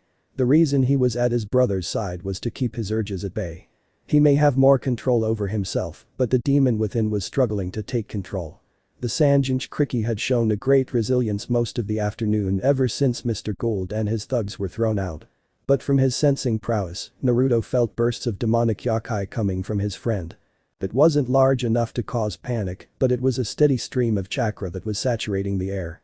Gaara could still hear the Ichibi within his mind, whispering about murder and going around killing all he held dear to him. Starting with the Kikbijinchi. His mental defenses were slowly crumbling, the earlier confrontation with those people didn't help his situation. Their killing intent influenced the demon within him. He didn't want a repeat of his childhood and early teenage years again. Training grounds. The blonde teen watched from a distance as Gaara rigidly in the center of the massive training grounds. His arms were crossed over his chest with eyes closed. The boy was deep in thought, but his defensive sand was swirling around him violently, with random spurts of lashing outward. The earth around him was being broken down to make more sand. This was where a sandstorm started brewing, long tendrils flailing in a cyclone shape. Naruto wasn't sure if Gaara could control himself. He didn't want Shukaku rampaging. The nine-tailed Jinchuriki was sure he could detain him, though he didn't want to use force against his friend. Naruto shook from his thoughts, he needed to trust his friend's willpower. What felt like an hour passed and the cyclone had begun to die down. Gaara dropped to a knee and grasped his forehead, gasping for breath. With his sand settling down, the red-haired teen stumbled towards his fellow Jinchuriki. Naruto steadied him and put him on the far side of the grounds, resting against the wall. Not wanting to talk about his slight slip, Gaara spoke, "Have you finished the room?" I finished it a while ago. I didn't feel the need to bother you." Closing his eyes in contemplation, Gaara replied, "You realize if you're wrong, this will end in disaster." With the hem of his hat hiding his mirthful eyes, Naruto chuckled and said, "Have you no faith in me, old friend? You give me too little credit. Trust in my judgment." Naruto brought Gaara's arm around his shoulder and helped him stand to his feet. The teen was still drained from a close encounter with the sand tanuki. Despite being only one-tailed, Shukaku wasn't one to mess with. He led the Redeed down the corridor where his special room was. When he opened the door, it revealed a typical room with a twin-sized bed for one occupant, a nightstand on the immediate right, a dresser and desk. The only defining trait of the room were the seals that littered the walls, ground and ceiling. Naruto walked him to his bed and set him on the edge. For the first time in the years Naruto had known Gaara, the blonde saw a rare emotion being expressed, if felt at all. Fear. Gaara never flinched at the sight of multiple shinobi who stood in his way. He never blinked at the fact he might die any day of the week or receive a wound he couldn't heal from. But for him, sleep was the one pleasure he never was able to enjoy. To finally be able to close his eyes and rest, without having to fear for the demon within taking control of his body, was terrifying. If he closed his eyes, would he wake up and still be the same? For others, it might not seem as big a deal. To Gaara, this was the first time in years. Gaara knew there wasn't a definite way to fix his seal, but he trusted his first friend, his brother and all but blood, to find an answer. Until then, he will do as much as he could to keep the demon at bay. But being able to sleep without disturbance was a small mercy. At least, he hoped it worked. The seals were designed to absorb the demonic yokai if it reached above a certain level. Naruto tinkered with it to convert the foul chakra into nature chakra. The theory was that when Shukaku flooded Gaara's coils with the tainted chakra to gain control of its container, the seals would remove it just as fast. The two teens were lucky the Ichibi was considered the weakest of the Bijk, otherwise Naruto wouldn't have been able to contain anything above the Gobi. Even then, that was putting it lightly. Giving his blonde friend an unsure smile, Naruto closed the door. Next morning, Friday. Naruto, with a black bucket hat with burnt orange stripes going down vertically, stood outside the reinforced door with a satisfied expression on his face.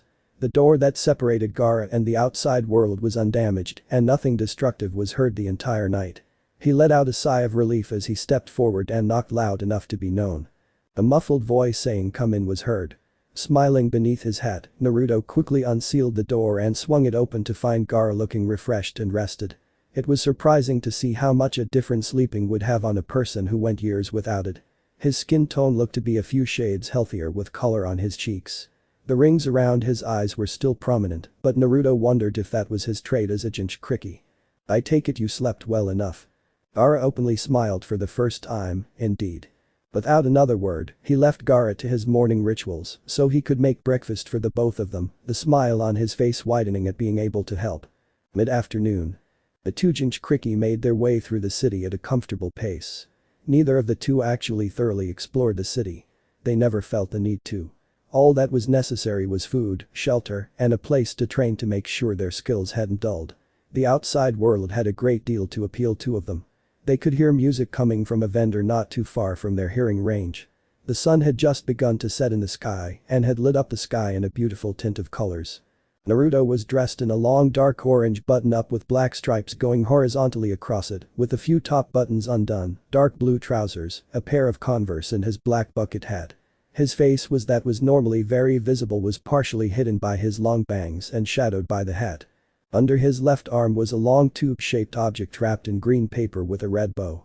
On the side of it were the words "Happy Birthday" inscribed in fancy writing, while the other hand was a book wrapped in the opposite colors. Gaara was dressed in his usual attire, not wanting to forgo his clothes for just a party. He didn't have a specific place to store his vast amounts of sand, so he just went without a unique look. At first, he didn't know what a party was, let alone being invited to one. The reaction he got from the teen to being invited to the party was very amusing. As the two turned a corner, a large three-way intersection came into view with a quaint two-story building that had a small balcony reminiscent of his own bookstore on the second floor. A patio that contained several tables with their own umbrella littered the grounds. All the other titans that made up the main guests of the party were already there, with a few he had no idea of. Most were dancing to the loud music he could hear reverberating through the building. They had no trouble getting in, though maneuvering through the crowd of people was a different story. Gaara had drawn a lot of attention from his odd sense of fashion, but no one really spared a second glance. They were used to different clothes from the heroes that saved them every day. Between the loud music, flashing multicolored lights and dancing teens, it took the two shinobi some minutes to locate one of the titans and were only able to locate him due to his sheer size and voice. "Hey Tin-san, sorry we're late, it took some time trying to find one of you." "Hey Naruto, glad you could make it, haven't seen you in a while." "Yeah, I've had an interesting week, anyway, let me introduce a good friend of mine. Cyborg-san, Gaara." "Gaara, this is Cyborg-san."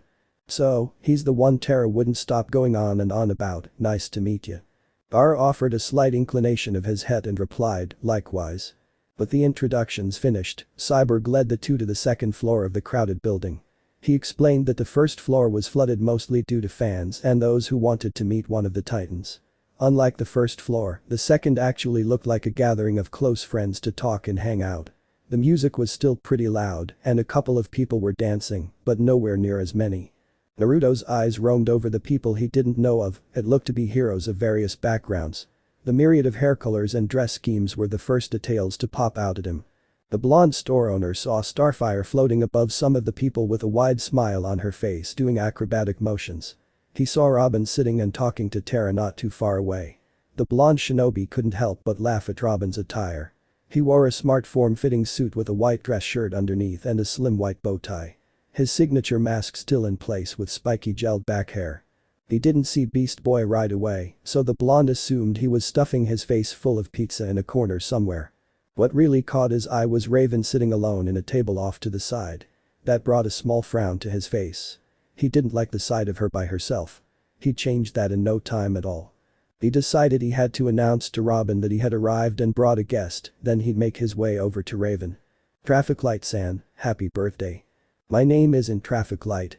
Grinning at the fact that he could elicit that kind of reaction from the teen, Naruto set down his presents in front of him. Naruto also introduced Gaara to Robin, saying he was a close friend who had recently come to live in the area, so he'll be accompanying him around the city more often. He asked Gaara to be more social and left him with Terra and Robin. Without another word, Naruto made his way over to Raven. Robin first noted the teen had an odd choice in clothes even with the weather, while also taking note of the strange mark on his forehead. "So, Raven and Terra told me you have control over sand. That's an impressive power, have you ever considered becoming a part of the team?" Robin knew he couldn't get a straight answer from Naruto, so why not question this newcomer? "No." The teen's teal-colored eyes stared straight at the masked hero, almost looking through him.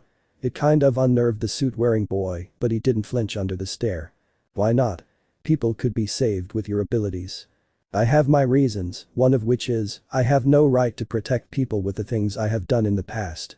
Robin wouldn't press the hero issue any further today, he'd try again in a more favorable setting. Instead, he decided he'd try to learn more about Naruto through his quiet boy. So how do you know Naruto? He said you were from a neighboring village and came to his with your family. That is correct. My older brother and elder sister accompanied me to an event his village hosted. The way he spoke about topics was dampening the atmosphere. There was no outward show of emotion permeating in his voice. He was stoic and monotone. How is someone this detached? So how did you two become friends? Robin wasn't sure if this was a personal question or not because the boy in front of him seemed to turn his gaze to the ground and close his eyes. He saved me. From what? Ara muttered something that Robin couldn't catch quick enough, however he continued talking in a louder voice to answer the persistent teen. Before I met Naruto, I was trapped in an endless void of my own creation, unable to see anything too far ahead of me. I thought of only myself and only cared about myself. Realization spread across Tara's face. The blonde girl had been quiet the entire time the two boys were talking in favor of learning more from the retarded teen and the mysterious blonde everyone wants to know more about. She thought of the first time she met the Titans, how she herself was beyond depressed because of the way people had treated her for her unique abilities. What Naruto had said at their first meeting made her believe Gaara had gone through the same treatment. For the first time in the conversation she spoke, so. You were depressed. The teal-eyed boy shook his head, no, homicidal. The first meeting with Uzumaki, I had almost killed him. At his words, Tara dropped her jaw in shock and Robin, who had taken a sip of soda from his glass on the table, coughed with his mouth full of the liquid and spit out whatever that was left. What did you say? With Raven. When Naruto left Gaara to be more sociable, he already had a feeling Robin would try to get answers out of him. He hadn't minded though, he'd do damage control after the party. Something more important was brought to his attention.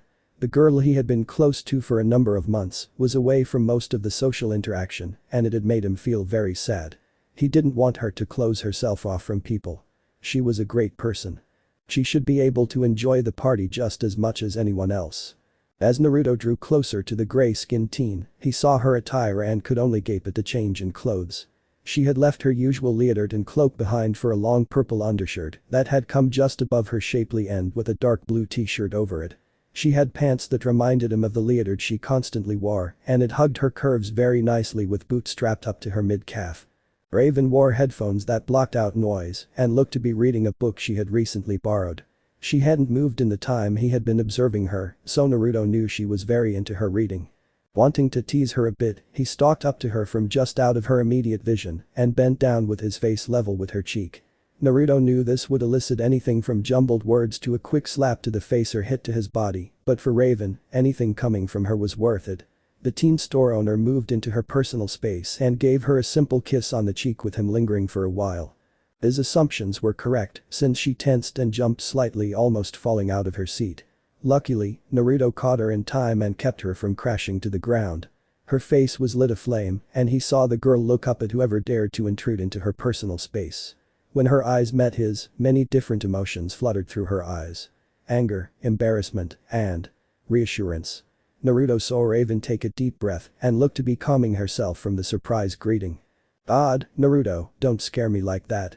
She picked up her book that she had tossed in surprise. Naruto shrugged in response and pulled up a chair very close to the girl. "Hey Raven-chan, good to see you," he smiled widely with his eyes closed in happiness.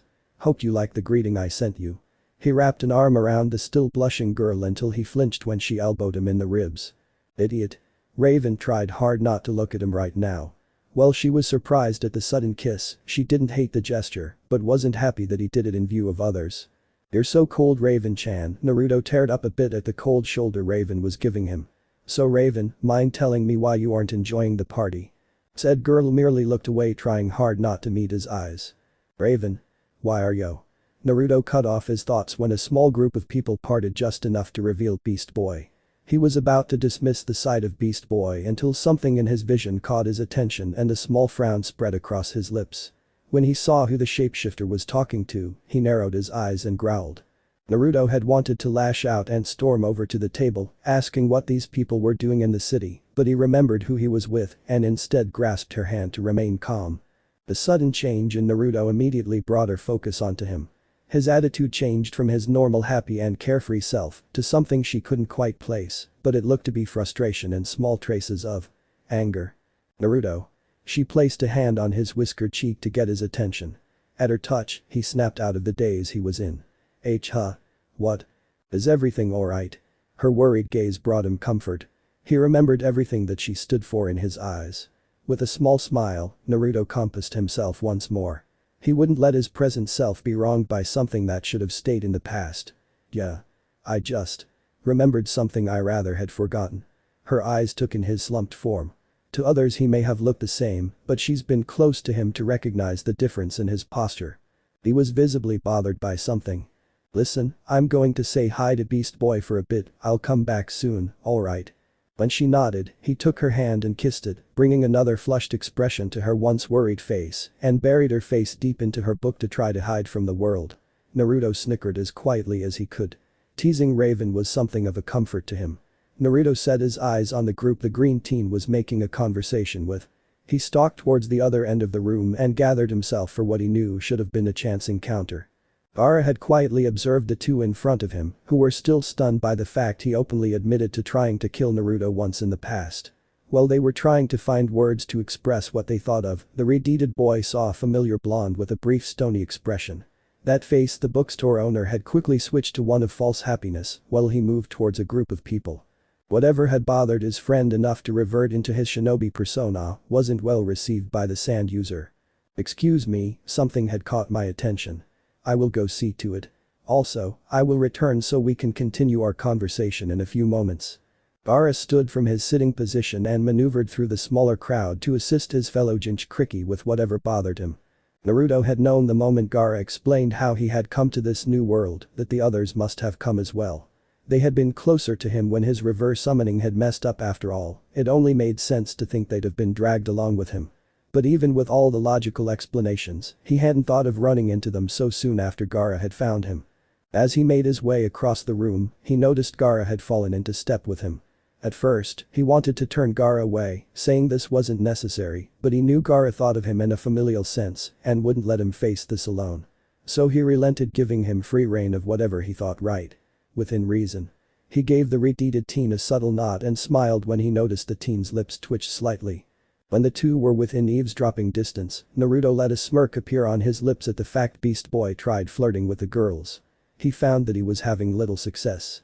He noted each of the girls wore a white button-up with black tie and plain blue dress that came just above their knee. The girl Beast Boy was primarily talking with had platinum blonde hair. It was done in a high ponytail and had a long lock of hair concealing the left side of her face. Next to her was a girl that had shoulder-length bubblegum pink hair and bright emerald eyes that laughed with amusement clearly shown on her face at the green boy. Even if he was a bit strange, he tried his best to bring up a person's spirits. On the opposite side of the table sat the last girl with a timid look on her face. The girl easily had the most curvaceous body among the three, and the schoolgirl outfit did little to hide her amazing figure. She has dark indigo hair with unique eyes that held no pupil within. He did take note of the Konoha headbands tied around each of their waists to seem like a belt. Deciding to forego an exuberant entrance, Naruto motioned for Gaara to follow his lead. Naruto sat next to Hinata, his hat casting a shadow over his eyes, a wide grin marring his face. Beast Boy recognized his friend immediately, especially since the red-deed he met yesterday was with him. "Naruto. How are you doing, dude?" "Great, Beast Boy, just arrived not too long ago. I didn't see you at first, so I planned on saying hi later. But here you are." Naruto noticed the girls tense at his presence. Gaara, not wanting to be caught off guard, stood behind his friend's chair with his arms crossed in his usual stance. The girls looked prepared to fight should the need arise. Naruto?" Naruto perked up at his name being addressed. "Doesn't your friend want to take a seat?" The blonde teen looked behind him towards Gaara. In response, the sand user said, "I'm fine, I'd rather stand." Beast Boy still wasn't totally comfortable with the way Gaara handled the thugs yesterday, but as long as Naruto trusted him, he would make do. The Green Titan did notice a tense atmosphere the moment Naruto and Gaara had appeared. He looked from Naruto to the three he was currently with.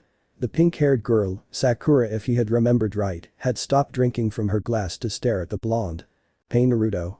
The boy had a knowing smile on his face, for what reason, he didn't know. "You guys know each other or something?" "You could say that, we're something of old acquaintances." Anyway, I mainly came here to say that Cyborg-san was looking for you. He talked about a burping contest or something of the like, wanted me to tell you that there was a tournament on the main floor. Do you mind if I talk to these three for a bit? Sure thing dude, I'll be sure to let you know when I win. See you around, Ino, Sakura, Hinata. He waved happily to the girls before running off, unknowingly leaving the three in a threatening atmosphere. The moment Beast Boy was out of hearing distance, Naruto let out a sigh. Poor guy, he's been a bit saddened since Tara-san told him she only thinks of him as a good friend. I need to remember to give him advice on how to speak to women. Reminds me of how I used to be. Turning his attention back to the Konoha shinobi and reveling in how alert they were around him, Naruto let out a small chuckle. Relax. I don't have any intention to fight unless you started. We're at a party. Enjoy yourselves. The three didn't seem to register his words, but instead looked behind him at the menacing aura Gaara seemed to be giving off. Even if they thought they could take on Naruto himself, despite a few years going by, they were certain they stood no chance against the ninja of Suna. He was a threat years ago and they knew for sure that he could only have gotten stronger. Sakura shifted her eyes to Ino before locking them with her former teammate, something that didn't go unnoticed by either of the males. After the Kunoichi took a moment to draw in his new appearance, including his new lean, muscular frame that was no longer hidden by the monstrosity of a jumpsuit and simple but expensive-looking attire, the emerald-eyed girl set her glass down in front of her. The frown made its way onto her face, not happy that the teen abandoned their home without any proper explanation. "What are you doing here, Naruto?" The malice held within her tone was obvious. Naruto couldn't help but want to taunt and goad them into fighting him, but with so many people around, he couldn't guarantee that innocent people wouldn't get hurt. Raising an eyebrow at the cold tone, though his smirk never having left his lips, the blonde shinobi tilted his head enough to show his vibrant blue eyes underneath his hat. "Like I said earlier, it's a party, I was invited." The girls were beginning to worry about the shinobi in front of them. He hadn't tensed his form even once. Despite the odds were against them, the two shinobi were strong in their own right, together would be a nightmare. But the Kunoichi couldn't back down, they were still on orders to retrieve him after all. Yet, everything about the once dope of the class screamed confidence. His smirk, the look in his eyes, his relaxed posture, even if he has protection from their once enemy of the sand, he shouldn't be so slack in front of his enemies. He had always been confident, overly so, but now it wasn't forced or a ruse. The three felt if they were to engage in battle, he knew he was going to win. "You need to return with us, it's been 3 years Naruto. You've had your fun and now it's time to return to Konoha." "Oh? And pray tell, what makes you think you can bring me back?" His previous happy-go-lucky attitude was cleared once those words were out. He now sat with a serious atmosphere around him. The smirk gone and an oppressive air surrounding him. From the still happy crowd of people, he was limiting his power to only around the table, as to not alert anyone else. When he spoke they could tell he wasn't happy in the least. "Do you know why I left? Do you even care?" "TCH, no of course not. Why would you? It's not like any of you cared. You have your orders to return me to that hellhole, and that's all that matters, right?" To think the once bright and warm personality of Naruto had diminished to this cold person. What had happened in those 3 years? Ino came to her friend's aid. "What the hell happened to you Naruto? This doesn't sound anything like you." Fixing his eyes on the blonde Kunoichi, the whiskered teen brought his arms behind his head in a relaxed posture and looked into the sky. His serious attitude forgotten for the moment. What you mean? I'm always like this." He grinned when he looked towards the Konoha ninja. "Don't you remember? I'm the #1 most unpredictable ninja." At his childhood moniker, the three girls' eyes narrowed. They weren't going to believe one slip in the change of demeanor. "Besides, I thought that scarecrow would have told you by now." "Guess not. I gave him too much credit. I told him all those years ago, if you want answers, ask him." He sighed to himself one more time, before standing up. It amused him to see them flinch just by him moving. He pat Gaara on the shoulder, signaling to him that this meeting was over, and returned to his previous group. Naruto threw the Kunoichi one last comment before returning to Raven. "You should stay and enjoy the party. Have a few drinks, dance. Have some fun. I've created a life for myself here that I never could back in Konoha. And I never thought of going back." Turning away from the Kunoichi, Naruto made his way back to his quiet companion. He never saw the hand Lino made once his back was turned. Chapter end. Now watch daily exclusive and censored lemon stories and mature content, along with NSFW images, featuring harem girls characters from the fics. Access all this and more on my Patreon. Click the link in the description to explore.